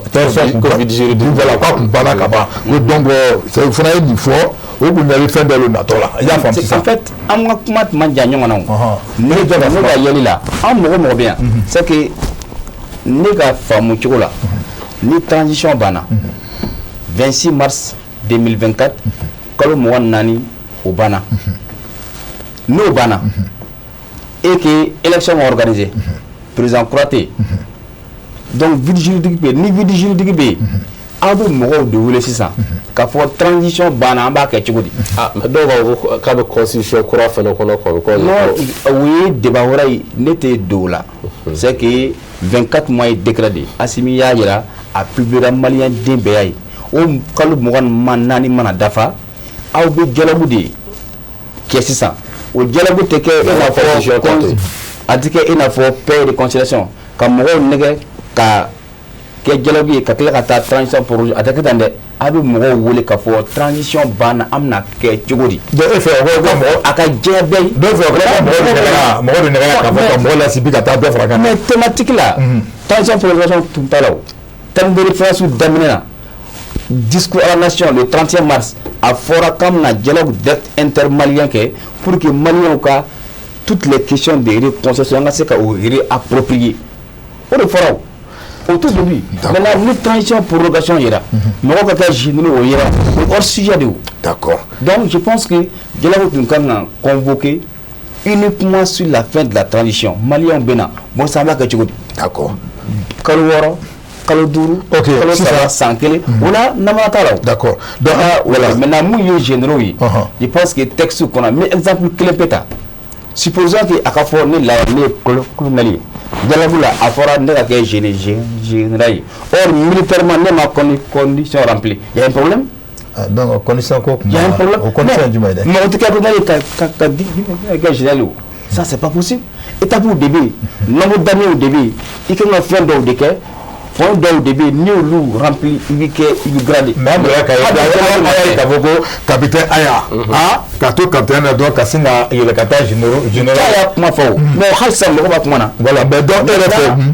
c'est que armée na critères bɛ yen pour que ka mɔgɔ ka grade o ko critères appliqués. mais souvent mɔgɔw b'a fɔ ko bɛnkan bɛ sariya sanfɛ je parle sous le contrôle de juriste dɔ bɛ yan souvent ko bɛnkan bɛ sariya sanfɛ. kuma ni colonel dɔw bɛ kɛ général an bɛ dialogue dɔw convoquer kama non an fana ka sabali sa. d'accord je pense que an ka texte appliqué parti politique ka aide publique loi de don Mali loi de don loi minnu y'a voté député de y'a voté olu fana tɛ peuple ka représentant yan minnu tun bɛ dialogue la sisan ko ka parti politique ka aide supprimer olu ka kɛ peuple ye an ka sɔn o ma. mais minnu fana ye loi ta peuple ta yan non je pense que jamana c'est une continuité. donc là ni ne ye faamu sisan o donc ko ko sisan u b'a fɔ ko ka aide ni ko k'a tigɛ o donc c'est à dire a bɛ yen c'est a tɛ se ka donc kuma fɔ kuma de ye ten wa ou bien. texte de loi de bɛ yen a tɛ depuis 2020 depuis coup d'état kɛra aide tɛ ka sara parti politique ma dɔrɔmɛ sɔrɔ. ok mais sisan o b'a fɛ de ka supprimer k'a bɔ yen. d'accord mais loi de don. d'accord an mago tɛ dialogue la pour que ka loi bɔ yen n'an y'a jugé k'a fɔ nin waati in na ce n'est pas opportun CNT de loi ta dɔrɔn ka bɔ cette trace. jɔn bɛ fɛ ka supprimer ka bɔ yen. dialogue résolution là voilà mais pour une loi plus tard c'est les députés qui ont voté quand loi avant voté populaire et aujourd'hui il y a une évolution mais il y a l'évolution aussi peuple ni ko peuple voilà ka do yo ban bla nyona e o se ban bla sara ni ko peuple te mo kele peuple te majorité de peuple est bédé bi ke peuple ça dit que parler là le voilà kaira et mon ko mo son peuple ta une partie. donc une partie faisons prendre les chiffres, c'est ce que je vous ai dit. C'est ça. Donc on fait prendre les chiffres,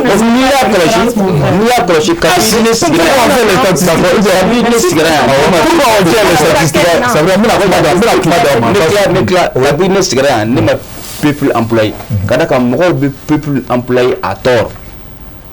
an ye mɔgɔ 100 ye an ye mɔgɔ 60 ye an ye mɔgɔ 40 ye mɔgɔ 60 ye aw dɔn tɛ peuple ye dɛ anw farala ɲɔgɔn kan an de peuple. Ça c'est la population. Je pense que c'est extrêmement important. Une partie de la population il sait qu'il y a des peuple. Mais là hali jama mana fara ɲɔgɔn ye bɔra ka min fɔ sisan mɔgɔ 100 k'a fɔ k'a ka bɛɛ kelen a kɛra cogo cogo mɔgɔ dɔw b'a la o ni bɛɛ kelen ma o tɛ fɛ i tɛ dialogue kɛ i bɛ taa élection de la. Ni taara élection na n'a taara urne na ni min bɔra la o de peut il faut aller aux élections quoi. Clairement. D'accord, ok. Le problème il est résolu. Kuma sariya don dɛ voilà vraiment an ye fɛn 5 mun fɔra o ma dɔn na e bɛ se k'a mun de faamuya. Fɛn 5. Ouais, ça dit que grade ka yɛlɛ et puis mais à discuter avec les rebelles et puis maintenant de 2 à 5 ans. Puis maintenant bon aide au parti politique ko k'a bɛɛ jɔ. Bon ni kuma la dɔrɔn bɛɛ yɛrɛ ko ko ni tun tɛ sigikafɔ nin ye ko nin kuma nin tun t'a kɔnɔ mais an bala kɛrɛ dɔrɔn disons la nin kuma nin bɛɛ bɔra a kɔnɔ bon e yɛrɛ bɛ se ka mun de faamuya. Bon ne bɛ se ka mun fɔ nin na c'est-à-dire que a bɛ komi mɔgɔw hakili formatelen don par rapport résultat mun ka kan ka bɔ sigikafɔw kɔnɔ alors que les choses ne se passent pas comme ça. Souvent c'est la raison, c'est-à-dire que majorité a raison au débat emporté toujours même dans la démocratie sera k'a bɛ ko kelen de o tɛ se ka yɛlɛma cogo si la n'an ye nin ko in ta k'a lajɛ depuis le jour où parti politique ou bien minnu ko ko a fɔra ko activité politique ka suspend k'olu se t'a la et ils devaient s'attendre à ça parce que oui bien sûr parce que minnu bɛ taga olu bɛ kɛ mɔgɔw de ye mɔgɔ minnu qui sont pour non seulement pour le dialogue o ye kelen filanan ye u hakilila ye min o bɛ t'o de fɔ kɛ olu bɛ se ka taa ye ka t'olu tɔw défend cogo di o tɛ se ka kɛ o on peut pas vouloir quelque chose et son contraire n'i ye nin ko in ta k'a lajɛ dialogue kɔnɔna na fɛn 5 min fɔra bɛɛ y'a fɔ Orsija même sur le plan international mɔgɔw bɛ k'a fɔ k'a tun cadre tɛ nin ye effectivement cadre tun tɛ nin ye mais mun y'a ka cadre parce que justement minnu welela fɔlɔ k'u ka taa olu y'a kɛ comme i n'a fɔ ni parti politique tɛ vie t'olu la quoi vous êtes des citoyens n'aw tɛ taa sous les couleurs du parti aw bɛ se ka taa en tant que citoyen Mali kɔnɔ yan bɛɛ bɛ ɲɔgɔn dɔn kanu wɛrɛw kun bɛ se ka ɲini aw bɛ taa aw fɛla ye min aw b'a kɛ la politique de la chaise vide ne paye jamais an kana ɲɔgɔn nɛgɛ e tɛ se ka ban ka t'i ka chaise rempli ka sɔrɔ k'a fɔ k'olu taara rencontre kɛ k'e hakilina ye min ye k'o ka taa o tɛ se ka kɛ an kana ɲɔgɔn nɛgɛ dɛ bon maintenant transition prorogée bɔra kɔrɔ ne bɛ se k'a fɔ min c'est-à-dire que o bɔra fɛn kɔnɔna na ne bɛ se ka cadre mun fɔ je le rejoins c'est par rapport à ça le vide qui va être créé donc pour qu'il y ait légitimité ka d'a ma c'est-à-dire k'a ka sinsin k'a fɔ ko peuple yɛrɛ de côté puisque minnu taara dialogue la qu'on le veuille ou pas c'est le peuple an kana fɔ k'an bɛ kumaw caya quoi minnu banna ka taa olu banna an tɛ se ka t'u minɛ minɛti la ka n'u bila salle kɔnɔ o tɛ se ka kɛ o bon maintenant nous olu ko transition ka proroger a dabɔra de c'est parce que i bɛ taa sɔrɔ directive dɔw fana bɛ yen nɔ olu bɛɛ b'o dɔn rencontre la o directive jumɛn ye n b'a fɛ directive c'est-à-dire ne ye n ka dialogue kɛ j'ai décidé que je veux un dialogue intermalien n mago bɛ maliyɛndenw dɔrɔn de la an ka fara ɲɔgɔn kan an ka bɛn kelen ma parce que Mali sɛgɛnna Mali tɔɔrɔla Mali ɲanina o kɛtɔla sisan ne ko bon parti politique aw si tɛ na ni couleur ye parce que parti politique couleur dɔnlen don entre parenthèses n'a ye parti politique ta mɔgɔw bɛ ka suspension d'aide ko mun fɔ parti politique bɛɛ bɛ aide sɔrɔ il y a même pas 10% des partis politiques ça sert à quoi cette aide là n'i y'a jateminɛ mafia tɛmɛlen t'a kan non seulement minnu b'a sɔrɔ olu kelen de bɛ continuer k'a sɔrɔ kelen u bɛ montant min sɔrɔ c'est en fonction de la représentativité ou flamme. Sabana, qu'est-ce que ça leur donne? Ça leur donne le pouvoir de durer dans le pouvoir parce que beba donc a fort parti politique mun be wari ba soro Mali kono o de be se ka voix sans ka électeur ou sans ka ta voter hal na so commandie aya bureau daw la wa flave proposer mo o be ta voter ye wari de baké. Quelle différence on fait entre ça et le fait que transition nana a pas ka bara là pour la transition mbe ka taga sira ɲuman de fɛ peuple bɛ ka tɛgɛrɛ fɔ n bɛ fɛ ka baaraw kɛ sira min kan n tɛ fɛ fɛn wɛrɛ kana ɲagami na k'an segola ɲagasa quoi k'an bali n ka objectif atteindre n balimamuso bɔra k'a fɔ k'u y'an ka dignité d'a ma dignité in tɛ sɔrɔ ten dɛ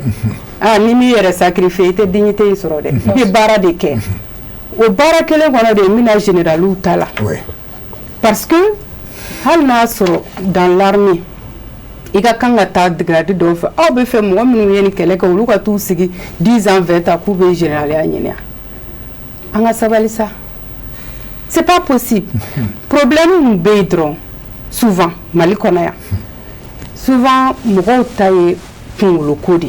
bon tant qu'an ma bɔ mɔgɔ ko la je pense qu'an tɛna taga ɲɛ cadre ka di mɔgɔw ka kɛ généraux ye o de ka fusa wa ou bien fouille canafo. Moi, en tout cas, mon choix est vite fait. Non, c'est-à-dire que Padre Kadi, il n'a pas que comme il a fait des recommandations, il a fait des parents il faut. Mais aga ke cadre do koroka, nega ke général, aga foka recommandation boira dialogue kono. Est-ce que légitimité ma bonga teme, ne reka wuli doro ka fo ko kera général ya. A fla do la kelengoni, kelenga fusani keli. Je pense que au fait alors il y a CNT problème mon là ça CNT ko me avantage besro mais le fait que vous mettez en forme d'ama mo willa ku jo comme si ku ta kala mako be gake pourquoi est-ce que là parce que en réalité nous be wuli en général olu ku wille encore de makuma da soro bu profiter ni minde mais min be CNT ko na malien de ndo malien de n'a qu'à profiter mais est-ce qu'à voir bitam généraux duru quoi parce que n'état faut voir disons colonel duru poche kono malien den wara o de be ka profit mo mana nommé malien kono ya qui la poste de responsabilité là ibe mali na folo de ka ibe ka ibe ifana malien den ifana be ka profiter mali problème ye mu ni n'état la dro fo ikananya ni n'état a kechogo manya ni ne se mayala ça veut dire que femme nous be ka ke ou bien qu'elle contrôle là. Moi je pense qu'on a quand on beau de quoi. N'a ma beau qu'on anticipe qu'à travailler. Maintenant, oui. Voilà. Réconciliation. J'ai discuté avec les gars là-bas là, et les rebelles. Discuter avec moi je ne suis pas d'accord. Parce que mouna, anya e kafo Mali kono. Ni ay accord nous shima se kala bara muyake. Parce que d'abord médiation internationale bara. Anya chamanke c'est avec la médiation internationale. Flana mouye. Anya keni mouye. Même si sur la table de négociation on reconnaît que les protagonistes n'a faut minu yere sema kula. Toujours ba faut ko mougo do beno kulu uluma consulter ko minu yere para kuluma weli. Olu be na chogo di ko lu to mougo fagala. Ko lu to manda au bukan ka faut ko te sega olu be ye chogo di. Donc comment voulez-vous que sur la table on m'a kilo kuwele parce que médiation internationale ni a jatine pourquoi au Sénégal nga ñingali kay foloke au Sénégal de parce que beba dobi c'est reconnu sur le plan international que terrorisme mbanga jamana kono ce n'est pas une question pure et simple de partage des ressources seulement c'est-à-dire que au camisole de force taraka di ama en même temps ka fanye tukuni konay mo ko fa ko dialogue da ko suga ben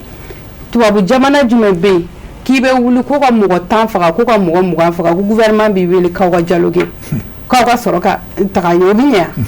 ati no dɔ ka na k'e ka du mɔgɔ 5 faga ko bon mɔgɔw y'a ye k'a fɔ ko kɛlɛ in tɛ ka ban toujours a bɛ na a bɛ fagali kɛ toujours a bɛ na a bɛ fagali kɛ et que à la fin e k'a fɔ ko bon sisan a ka sigi ka fɔ kɛ a bɛ komi nin ko in n'an ma an sigi ka kuma est ce que ne ɲɛ b'a tigi la e b'a tigi dɔn tigitigi mɔgɔ min b'a kɛ est ce que e bɛ se k'o wele ka na parce que n'o dialogue kɛra sisan a bɛ kɛ i n'a fɔ e bɛna yafa kɛ ale ma est ce que ale ni yafa ka kan wa o kuma sariya tɛ jamana kɔnɔ est ce que sariya tɛ jamana kɔnɔ donc il faut que mɔgɔw k'o yɔrɔ faamuya n'a fɔra dialogue intermalien a fɔra ka d'a kan dɛ a fɔra de entre les maliens bon anw fɛ an bɛ mɔgɔ kɛ malien ye malien den mun y'a a ka malienya minɛ fa malien den mun tɛ wuli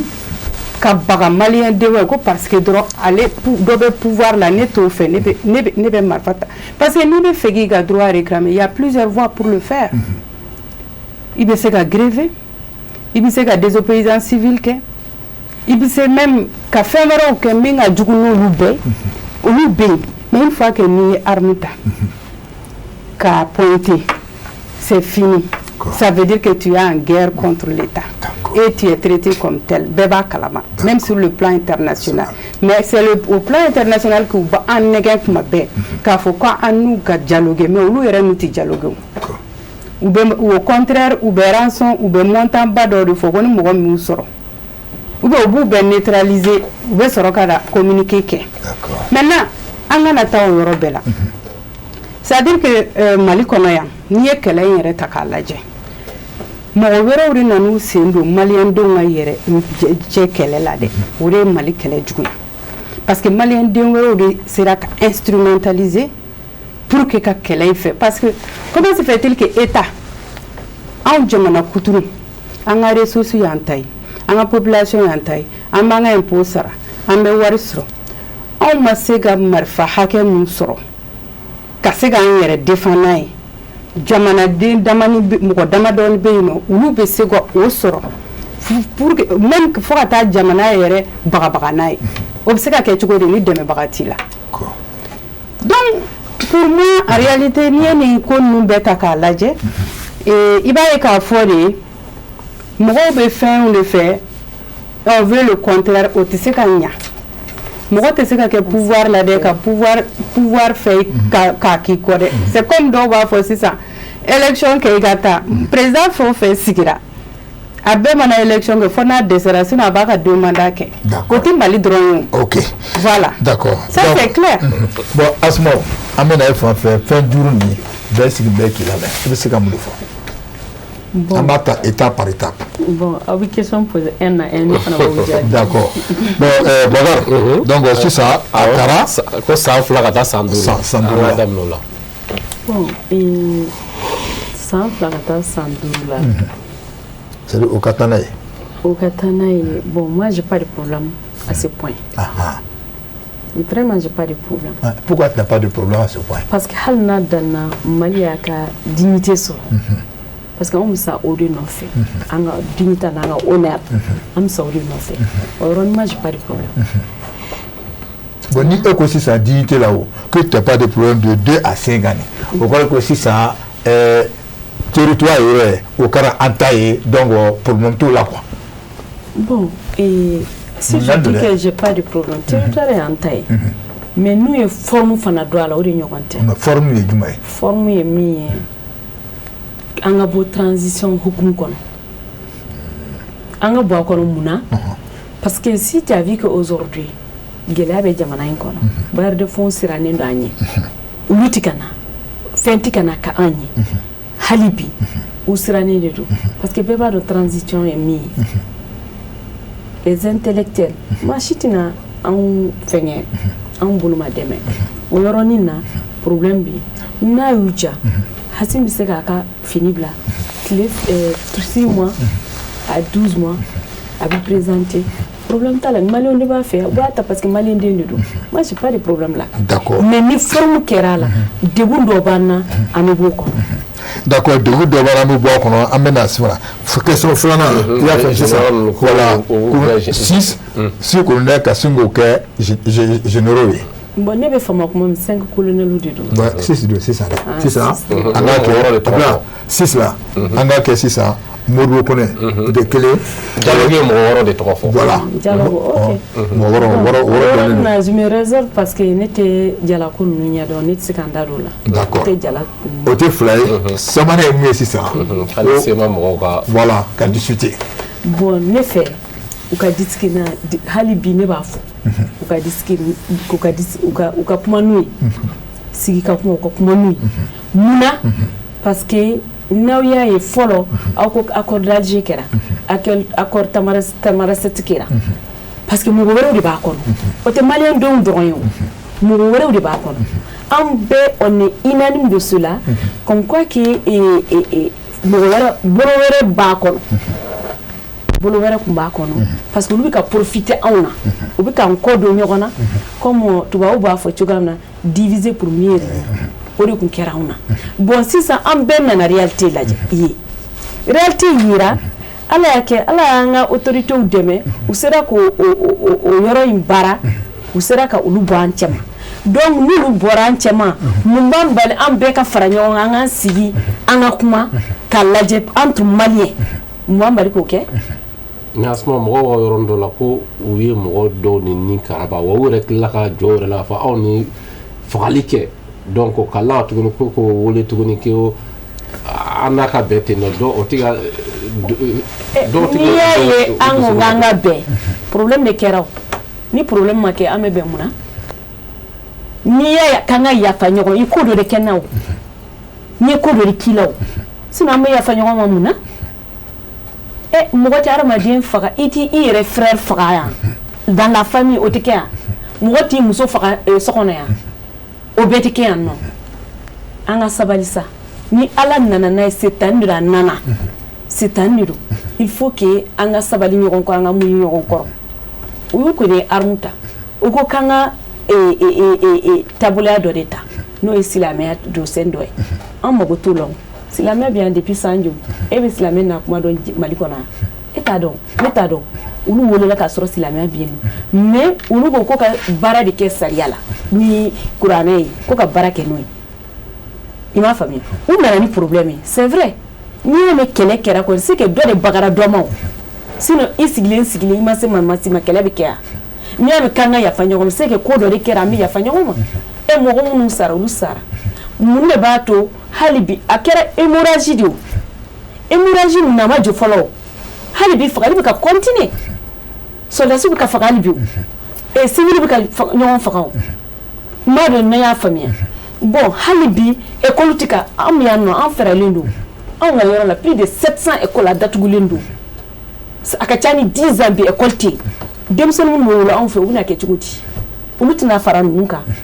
bon minnu bɛ terrain kan soit minnu ba fagara kino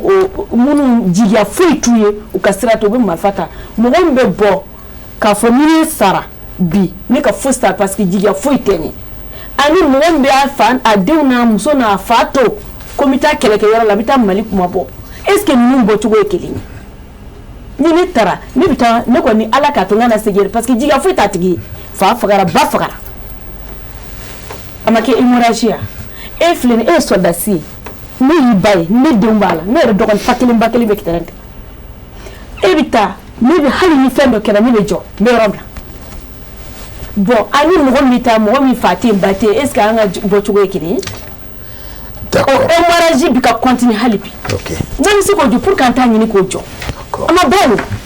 kɛlɛ ma ban hali bi soldats bɛ ka faga terrain kan hali bi population bɛ ka sa olu jihadistes bɛ ka sa munna an t'a ɲini k'o jɔ hali bi n'an ko k'an tɛ kɛlɛ kɛ tant que sigiya fo ma kɛ a tɛ ban quoi a tɛ ban parce que mɔgɔ de tɛ nin ban cogo dɔn ban kuma don ban kuma kelen t'a la yan i bɛ se ka ko dɔ kɛ mɔgɔ bɛ taa Maka mun na an tɛ taa yafa ɲini de la Ala fɛ Ala ko i mana kɛ cogo o cogo n'i yafa ɲini fɛ Ale bɛ yafa i ma pour que an maninfinw tɛ yafa ɲɔgɔn ma ne mun bɛ ka kuma i fɛ bilahi ne ka mɔgɔ 12 fagara tile kelen hali sini an m'u su ye ma famille 12 kɛlɛ in na ne ka famille 12 personnes hali sini an m'u su yɛrɛ ye d'accord bon sisan voilà anw a fɔ ka di anw de bɛ se k'a fɔ ka tɛmɛ bɛɛ kan ok donc sinon minnu bɛ yan nɔ olu ta ye kuma de dɛ ne ye Mopti ka de wa ne bɛ bɔ Koromara ne bɛ bɔ Jangabu de mun b'an kan yen ne de b'a dɔn ni kɛlɛ ka ban a ka di anw ye ka tɛmɛ diɲɛ maa bɛɛ kan école tɛ yen balo tɛ yen foyi tɛ yen nɔ o mɔgɔ sugu bɛ révolté de ka dɔ fara a kan ka taga de hali bi an ka solution ɲini an bɛ se ka bɔ a kɔnɔ cogoya min na donc o nɛgɛ fila sigi an kan an dɔw de don u ye tiɲɛni kɛ tiɲɛni juguba de kɛra mais an k'u nɛgɛ hali bi an dɔw de don communauté internationale ko n'an n'u dialoguera k'olu tun bɛ ko dɔ kɛ o ma kɛ Mali kɔnɔ yan i bɛ ka kuma fɔ k'an ka dialoguer un moment ATT m'a fɔ ko kɛlɛ man di k'an kana don kɛlɛ la k'an ka dialoguer ATT a toujours priorité la dialogue mais comme si ko caman kɛra o a tɛ ka nafa ɲɛ a ma kɛ ni ye hali bi o mɔgɔ jumɛn ni ayi caman signera o accord minnu signera a ma signé ka kɛ cogo ye parce que communauté internationale tun b'a kɔfɛ communauté internationale de accord signé o anw tɛ o aw bɛ ka mun ɲɔgɔnna kɛ sisan dialogue mun ka kɛ a ye dialogue mun kɛ sisan o dialogue intermalien mun bɛ ka kɛ sisan est-ce que tubabu b'an kɔfɛ sisan jɔn bɛ yen ni maliyɛn denw dɔrɔn tɛ ani dɔ in tubabu bɛ ka kɛlɛ fɛn kɛ parce que olu ka minɛnw bɛ ka armes bɛ ka san olu b'a feere anw ma ka tila k'a feere olu fana ma a ye ɲɔgɔn faga an fana bɛ k'o kɛ. D'accord. Ok. An ka jɔ i ni an ka jɔ. A ma tɛmɛ o. D'accord. Donc Bakar, n'i y'a ye Asuma faamu, elle préfère que dialogue ka kɛ o ɲɔgɔn cɛ. Asuma an bɛ t'o la, maintenant mun ye aide au parti politique la ko k'a jɔ. Bon u k'a jɔ. U k'a jɔ. N'o kɛra parti politique caman bɛ ka créer a bɛ jɔ. Ale de y'a fɔ sisan ko a bɛ ko se ka jɔ ko parce que k'a bɛ loi. Bon a ye loi de fɔ. Loi in c'est vrai. Loi mun y'a kɛ k'a k'a la. O loi kelen k'a kɛ k'a labɔ kɛ. Ninnu ye mun di sisan olu ye proposition de di. Proposition mun dira sisan a kan ka taa yɔrɔ min na minnu kan ka lawale u kan ka di olu ma olu ka lawale kɛ. Ne kɔni fɛ u ye document de kɛ k'a di faamaw ma. Ni document kɛra k'a di faamaw ma faamaw de b'a lajɛ sisan. Juridique terme minnu bɛ yan nɔ fɛn mun qui relève de la juridiction u b'o di nin ma ce qui relève des associations u k'a di nin ma ce qui relève de la journalisme du journalisme u b'o di e ma ce qui relève des enseignements et personnes u k'a d'a ma ce qui relève des autres trucs u k'a di ne ma bɛɛ n'i ka baara de don document kɛra k'a di pour que bɛɛ ka ta ka taa d'a ma baara ka kɛ n'a ye parce que parti politique ninnu tiɲɛ yɛrɛ la don o don kura de bɛ créer ne mun bɛ ka kun fɛ ne ye dɔ créer mais an ma deli ka wari sɔrɔ parce que député t'an bolo maire t'an bolo fɔlɔ donc peut-être n'an y'a sɔrɔ don min na an fana b'a miiri k'an bɛna wari sɔrɔ c'est possible donc ne kɔni je ne suis pas pour o yɔrɔnin ninnu na je ne suis pas pour. kɔrɔfɔ tɛ nin ye donc mais ja parce que an bɛna ja fan fɛ i y'a faamu parce que waati min dira ma a tɔ ma jan mais ja e k'an bɔ fili la dɛ. Parce que à quoi me dit qu'on pour reconnaître que pourquoi que c'est un civil civil le sera qu'à une décision nous est-ce que civil makanga déclaration nous kera civil ça dit civil veut dire que recommandation nous kera dim connaît dialogue intermalien voilà pour que normalement recommandation qu'on a vu que nous n'avons qu'à la déclaration que il y a comme ça quoi akunganga ke sorosi de pour grade des généraux il y a quoi pourquoi que c'est un civil qui est venu faire parce que amaso ko refa au cas le militaire de militaire donc il y a beaucoup de dofo moi je crois que tout ça ça me réconforte dans mon analyse. D'accord, donc Dia, on va te donner la parole. Tu vas dire que vu tout ce qui s'est passé et la conclusion il y a un petit ça il sait qu'en monde c'est ce que j'allais dire. Nous avons conforté en la position que non. Je vois qu'elle a évolué dans le discours. Parce qu'à la banane, ça n'est pas d'amener au dé. Il dit dialogue kera, résolution nana, recommandation nana. En ce qui s'est un gouvernement madé ou quand la dissolution, la mise en œuvre de quelque chose. Dissolution à comment la banque de ningadini akadi adomaro maka walea. Donc on dit à comment tu veux, n'a femme si ça recommandation mukarani. Donc ça veut dire à tête donc à la barade. Le peuple a déjà parlé, mais on a de phase exécution de kono. Donc disons faut matafolo. Mais les dans ta mission là, hors de mission d'Irima. Et le bâton que terrain sans faire. Et quand on a dit avant de partir hors de mission de Miné. Maintenant le peuple a parlé. On a appelé le peuple. Le peuple a parlé. Résolution, le dialogue bana vendredi, lundi au matin du président de transition. Bon, il y a un mais la mise en œuvre de Bnakeo. Peut-être qu'il y aura un cadre, un plan d'action comme je prête le mot, madame, ou un cadre stratégique, le gouvernement va prendre, parce que fin de le gouvernement a tableau qu'on a déjà, programme d'action gouvernemental B. Donc, fin de nous, c'est à cadrer, ou nous, bla, au kono. Et tu as par exemple? Non, le gouvernement de Barado de Boloda, Nissa, Haken, Kono, Angamena, sur les différents secteurs. Donc, nous, nous, ben déjà, au Bénon. Cadre stratégique de la refondation au plan quinquennal ou béno donc nous faisons nous le tali gagner on a obéi pour nous maintenant nous faisons kanga blaminando de kono donc il y a un cadre réglementaire cadre juridique loi décret nous faisons nous préparer donc loi organique nous be préparer 600 pour que nous puissions donc bala chogomina. Maintenant, insuffisance il y aura certainement un comité de suivi et évaluation. Comme Assisi Karatoumia, il y a un comité de suivi et d'évaluation. Maintenant, dans le cadre de l'ancien accord d'Alger, il y avait un comité de suivi de l'accord. Oh, bon, on est accord bétaneron fait, mais peut-être que si ça nous dialogue, il y aura un comité de suivi et évaluation des recommandations du dialogue malien. Donc, amena tani odi. Bon, maintenant, tout ça. Nous, on est satisfait. Parce qu'on a caillé à l'avance à Katanaï. Parce que réellement, il faut que la transition continue. On est satisfait que la transition a pu redorer la dignité, l'image du Mali. Oui, mais de la tête à nord. Quand même, je n'ai pas dit tout, mais j'ai dit, même parti, nous noter un euro sur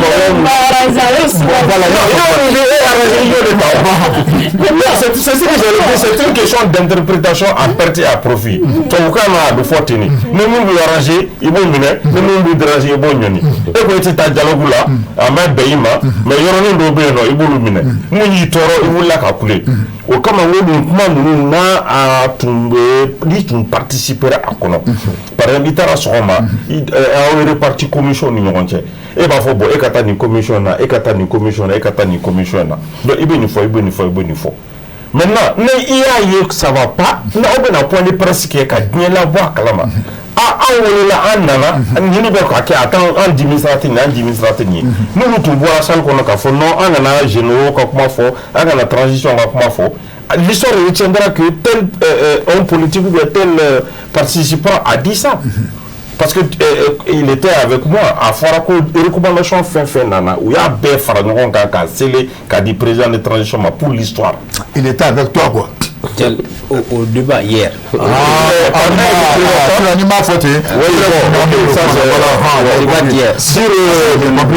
avait un représentant du comité de pilotage. Donc, on a les secrets des choses. Donc, les recommandations, c'est la Faragon. Bon, moi, il y a un comité de pilotage qui il y a Faragon Kandi qui a classé, qui a publié. Donc,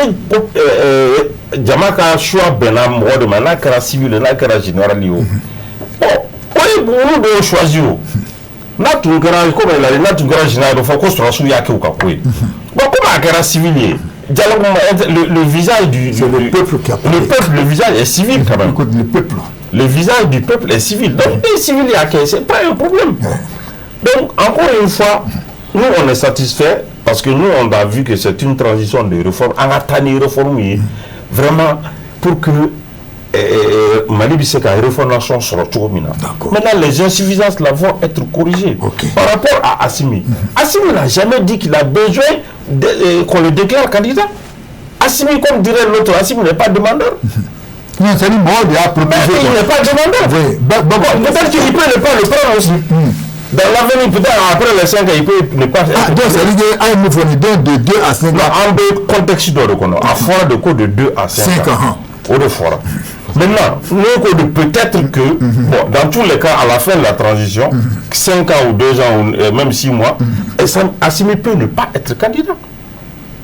D'accord. Maintenant, nous avons fait fin de cours. Donc, fin de faut dire ne peut plus où elle est là, au lieu de boire.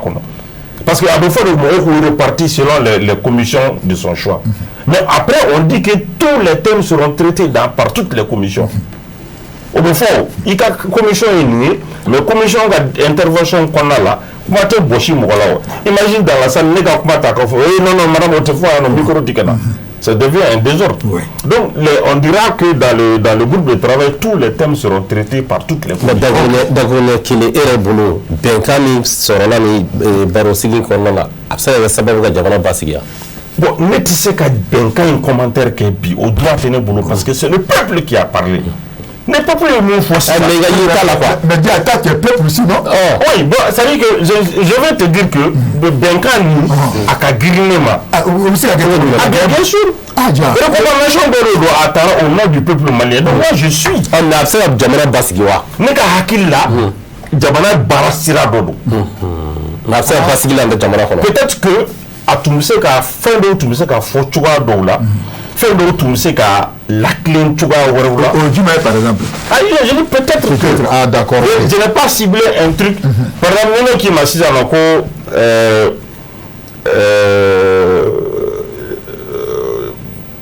L'école est en panne. Ninga finit l'école est malade. Mais chacun a dit à sa façon un problème. D'accord. Ok. Donc, il faut trop d'autres, mais dans tous les cas, il fallait être là-bas. D'accord. Aujourd'hui, résolution Tara déjà, c'est validé, ça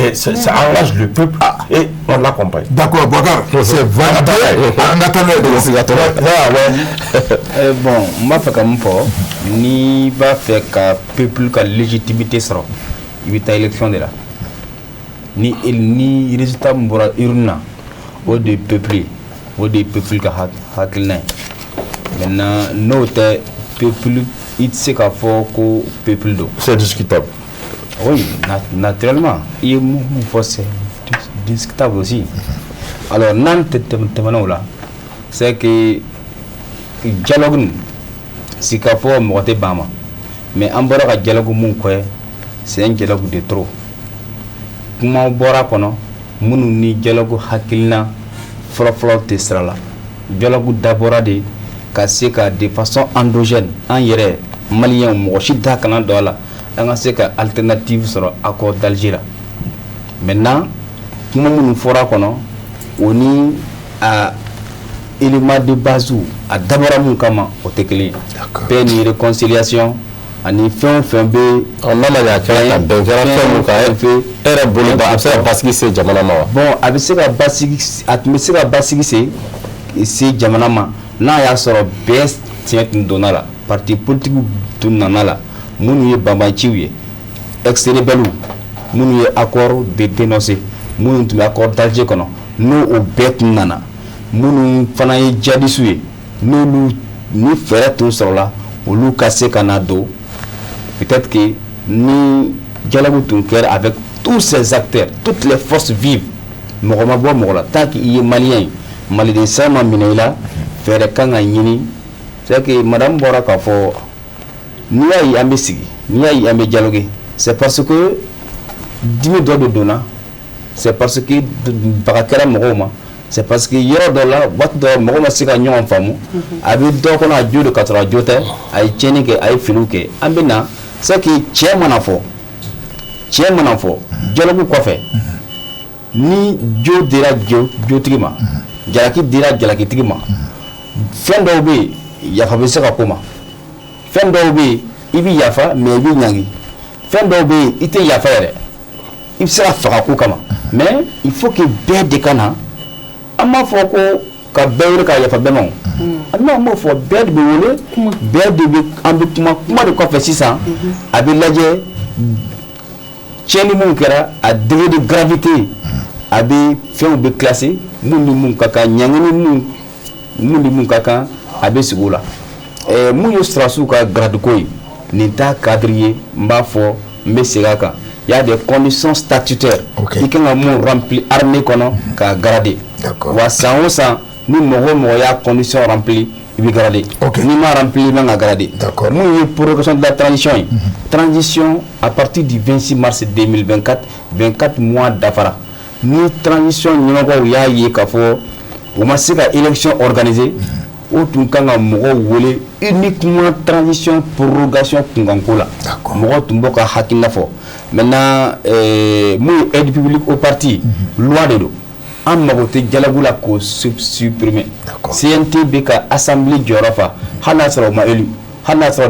député tɛ mais u bɛ ka baara kɛ baara mun ye député ka baara ye olu bɛ se ka a aide supprimer ka sɔrɔ jalabu tɛ ka sɔrɔ miliyari 2 ma don jalabu la vraiment o ye ne ka conviction ye ala k'an bɛɛ sɔn o ma. Fatumata bon sisan e yɛrɛ fɛ conclusion. Maintenant une petite motion transition et exception ye an kana transition kɛ règle ye k'a fɔ ko peuple don n'an bɛ peuple fɛ an ka taa élection na. Vas-y. Donc conclusion na sisan a bɛ se ka mun de fɔ o la. Ne bɛ se ka mun fɔ conclusion na c'est que dialogue kɛcogo ɲɛna. N m'a fɔ fɛn o fɛn kɛra kɔnɔ a bɛɛ ɲɛna mais le fait que an ka se ka bɛnkan dɔ sɔrɔ ka mɔgɔw wele ka mɔgɔw hakilinata dɔn donc an bɛ se k'a fɔ baara ɲuman de don a initiative ɲɛna kojugu maintenant n'i ye point ninnu ta k'a lajɛ ko minnu man kan ka yala mɔgɔ minnu b'a fɔ k'olu man kan ka ye a la i t'a sɔrɔ o mɔgɔw fana olu fana hakili bɛ fɛn dɔ de la minnu fana b'a kɔnɔ olu fana hakili bɛ fɛn dɔ la donc olu y'u ka hakilinata fɔ donc maintenant i tɛ se k'a fɔ k'i bɛ joli jalaki fɛngɛ o la quoi n'i ye point damadɔ ta i n'a fɔ transition an ka bɔ transition kɔnɔ an ka bɔ transition kɔnɔ mun y'a kɛ an donna transition kɔnɔ an ka ɲininkali kɛ sani i ka baga i bin yɔrɔ ma i bɛ taa i talon yɔrɔ lajɛ mun nana ni transition ye n ko mɔgɔ dɔw de élu la démocratiquement olu bɛ ka légitimité mun fɔ est-ce que mɔgɔw tun tɛ jamana kɔnɔ o waati minnu ko k'olu fana tɛ légitime ya malgré le fait k'a kɛra élection ye parce que élection sanna a monnayera donc ne fɛ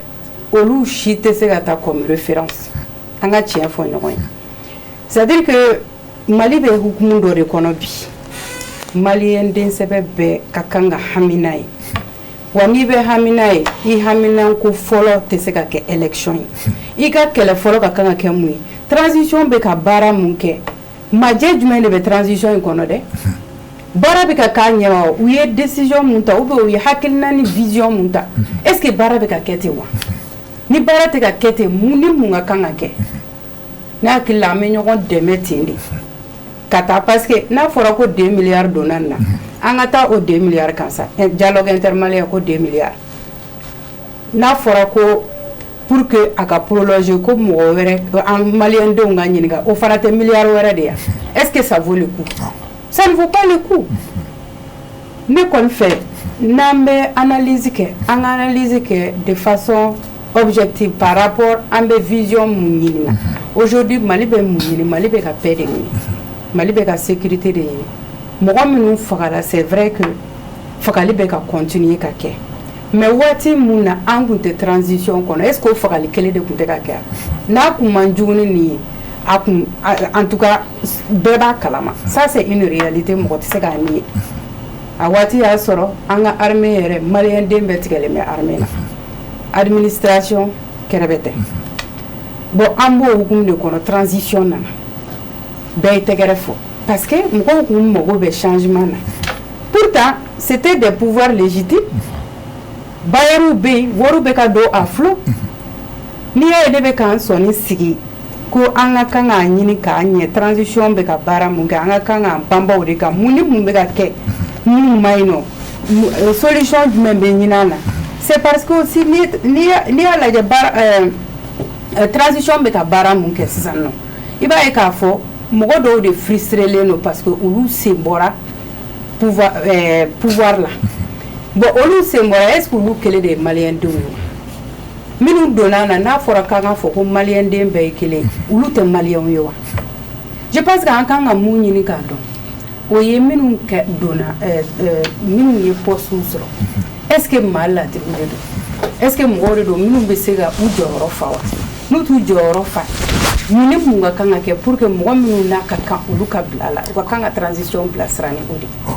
donc an ka lajɛ sisan Mali ka se ka dilan an bɛɛ k'an fasa fili pour que an bɛ se ka an jɔyɔrɔ fa en tant que citoyen ne filɛ ne ma invité dialogue la ne taara n yɛrɛ ma de ne ma invité dɛ en tant que personne parce que mouvement b'anw bolo mais ne ma mouvement couleur ta parce que a fɔra ko ka fɛnw suspend a banna maintenant association bɛ yen n bɛ n ka poste la mais je suis partie parce que n ko nin ye sigikafɔ min ye a tɛ kɛ ne kɔ dɛ ne bɛ taga ka taa lamɛn fɛn bɛ ka fɔ a ka ɲi a ma ɲi ne bɛ se ka o lakali ka ɲɛ ka tɛmɛ k'a fɔ ko n ma taa maintenant je n'en veux à personne c'est à dire que minnu ma se ka taa bɛɛ n'i ka conviction don parce que u b'a fɔ ko conclusion dɔnlen don mais mɔgɔ si tɛ se k'a fɔ thématique ninnu kɔnɔ ko recommandation ba dɔw b'a kɔnɔ ko n'a lawaleyara Mali la ko Mali tɛ bɔ dingɛ kɔnɔ o tɛ yen parce que hali milisi minnu bɛ ka fɔ k'an k'an sigi ka kuma n'a fɔra k'olu ka désarmement ka kɛ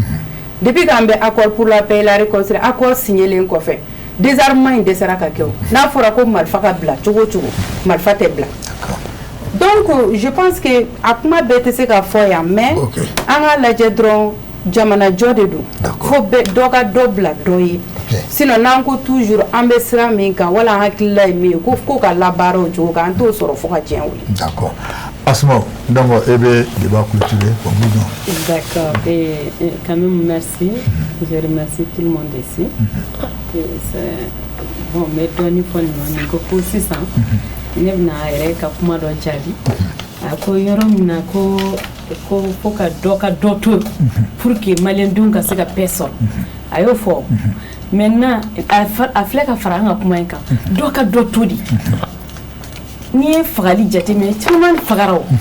o de la fɔra k'olu ka dɔ to fanga b'olu minnu na bi u k'a lajɛ u k'u frère d'armes tɔw minnu ye arme ta u ka ɲɔgɔn wele u ka ɲɔgɔn concerter hali u kana dunun ta u kana tama ta sira b'u bolo n'u ko k'u b'a kɛ u se k'a kɛ k'a sɔrɔ mɔgɔ wɛrɛ ma bɔ a kalama u k'olu siraw tagama u k'a kɛ pour que hémorragie ka se ka jɔ kɛlɛ ka se ka dabila vivre cohésion sociale ka se ka kɛ vivre ensemble ka se ka kɛ sans problème an b'o de ɲini donc ni e y'a to ne y'a to an yafara ɲɔgɔn ma au moins minnu ma sa kɔfɛ olu continue na sa an ka sɔrɔdasiw bɛ tilen ka sa an ka denmisɛnninw bɛ tilen ka sa fɛn bɛɛ b'a kɔnɔ école datugulen mais anw kɔni souci mun b'an na anw de b'a dɔn parce que a bɛ ka kɛ anw de la a bɛ ka kɛ anw de la si ye joli ne taara Mopti pour la paix ne terikɛ dɔ bɛ yen nɔ wallahi o de tun bɛ ne dɛmɛ ne ma deli ka mɔgɔ si ka dɔrɔmɛ ɲini ONG tɛ État tɛ plus de 3 fois Moptikaw ɲɛ bɛ n na ni ye nkalontigiw ɲɛ bɛ n na ne bɛ taa Mopti dans le cadre de la réconciliation kungo kɔnɔ mɔgɔ an b'u wele donso an b'u wele an tora ten fo ka taa fɔ an kɔni ye paix sɔrɔ an ka yɔrɔ la an ma mɔgɔ ɲɛda lajɛ o an ye malidenw ye yanni k'a fɔ ko ne ka droit ye nin ne ka droit il faut connaître ton devoir d'abord maliyɛn tɛ k'a devoir de dɔn bon an ye baara mun kɛ nin na an mago tɛ ka dunun ta ou ka tama ta parce que nous on souffre chez nous kɛlɛ de bɛ yen problème bɛ ban anw da la anw yɛrɛ wulila k'an jɔ ka taa n terikɛ dɔ bɛ yen hali sini Demba Dawuda Yata Sayi ni ne mago bɔra 10 millions na n ko n bɛ taa pour ramener la paix dans la région a b'a fɔ n'a minɛ wa a b'a jan n bɛ taa an b'a kɛ an bɛ baara kɛ a kɛcogo la a bɛ ɲɛ fana an y'olu bɛɛ kɛ bon yan a fɔ yɔrɔ anw bɛ se k'a fɔ parce que an ye dɔ k'a la plus de 3 fois bi Mopti foyi tɛ kɛ ni ne ma wele min na foyi tɛ kɛ n tɛ mun kalama a ko la n bɛ kuma Moptikaw ɲɛ b'a la kelen de don n ye nkalontigɛ ye donc maliyɛndenw bɛɛ ka wuli k'u jɔ ka dɔɔni kɛ an kana mɔgɔ ɲɛda lajɛ ou bien k'a fɔ wari ni minnu bɛ kɛ an b'o kɔnɔ non n'i bɛ se ka min kɛ pour ramener la paix a kɛ mais hali sini u ka tɔw minnu wele minnu ye arme ta u ka kuma n'u ye n'u kuma n'u hali mɔgɔ wɛrɛ minnu nana aw bɛ k'a fɛ monsieur Gindo ye mun fɔ olu nana olu de ka canal fɛ o olu de bɛ ɲɔgɔn dɔn mais an yɛrɛ halala n'an sera k'olu récupérer mɔgɔ wɛrɛ minnu nana far'u kan u b'u gɛn olu yɛrɛ dama ni ɲɔgɔn cɛ u bɛ ɲɔgɔn gɛn an ka ɲɛɲini sa an kana kɛ dusu ye dusu tɛ foyi dilan diɲɛ kɔnɔ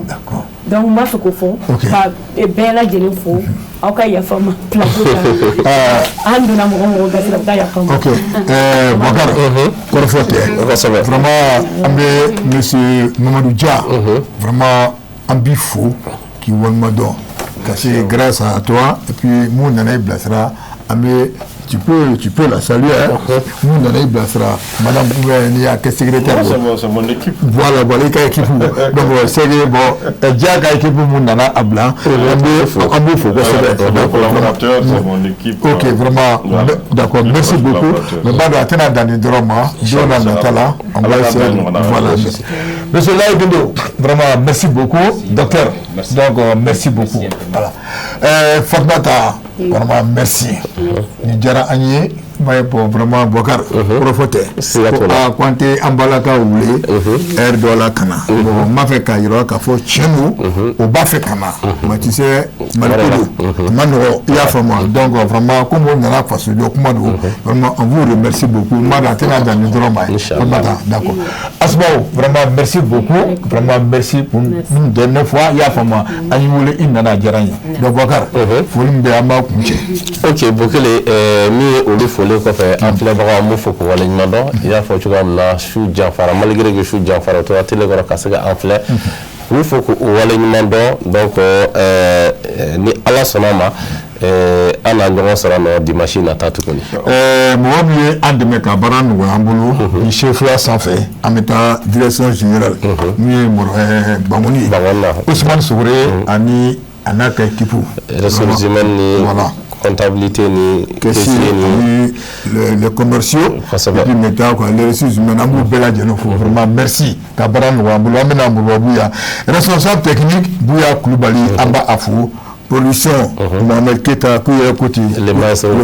ama foma ko le russe kataka kananga russe jamana kono donia musoro ananoe bi Chérifla vraiment merci beaucoup Mohamed Initié vraiment merci Iketa Mohamed Krefei ya Abou officiel donc Abou vraiment ambi fo ki walma don notamment comme Adama S Koulibaly Kalifou ani GMT Moussa Traoré donc amta régila ngue dawda koné alobi donc ama alifou ka Abaka Traoré MB amani ko Saga Koulibaly ka fo ani Koche Diarra donc amali fana fo donc nous tellement ka wami to di le chauffeur ambo fo mi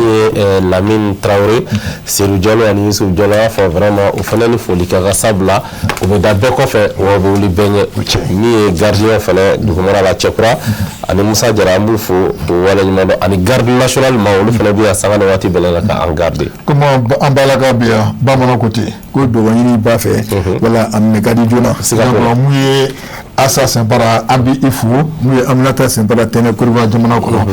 pamina sumuno ambanyine ko go aidra boake kalifo muye madame Touré jenama kunati ambafu ala kanyine nasifikatila ani furoto ka daro duma no bore amisba kana baba chiam hippodrome chokoroba nyuma dinge muye ala kanyine bambo chamna o dinge ana fumuso flambu fo aminyan mon père depuis Kayi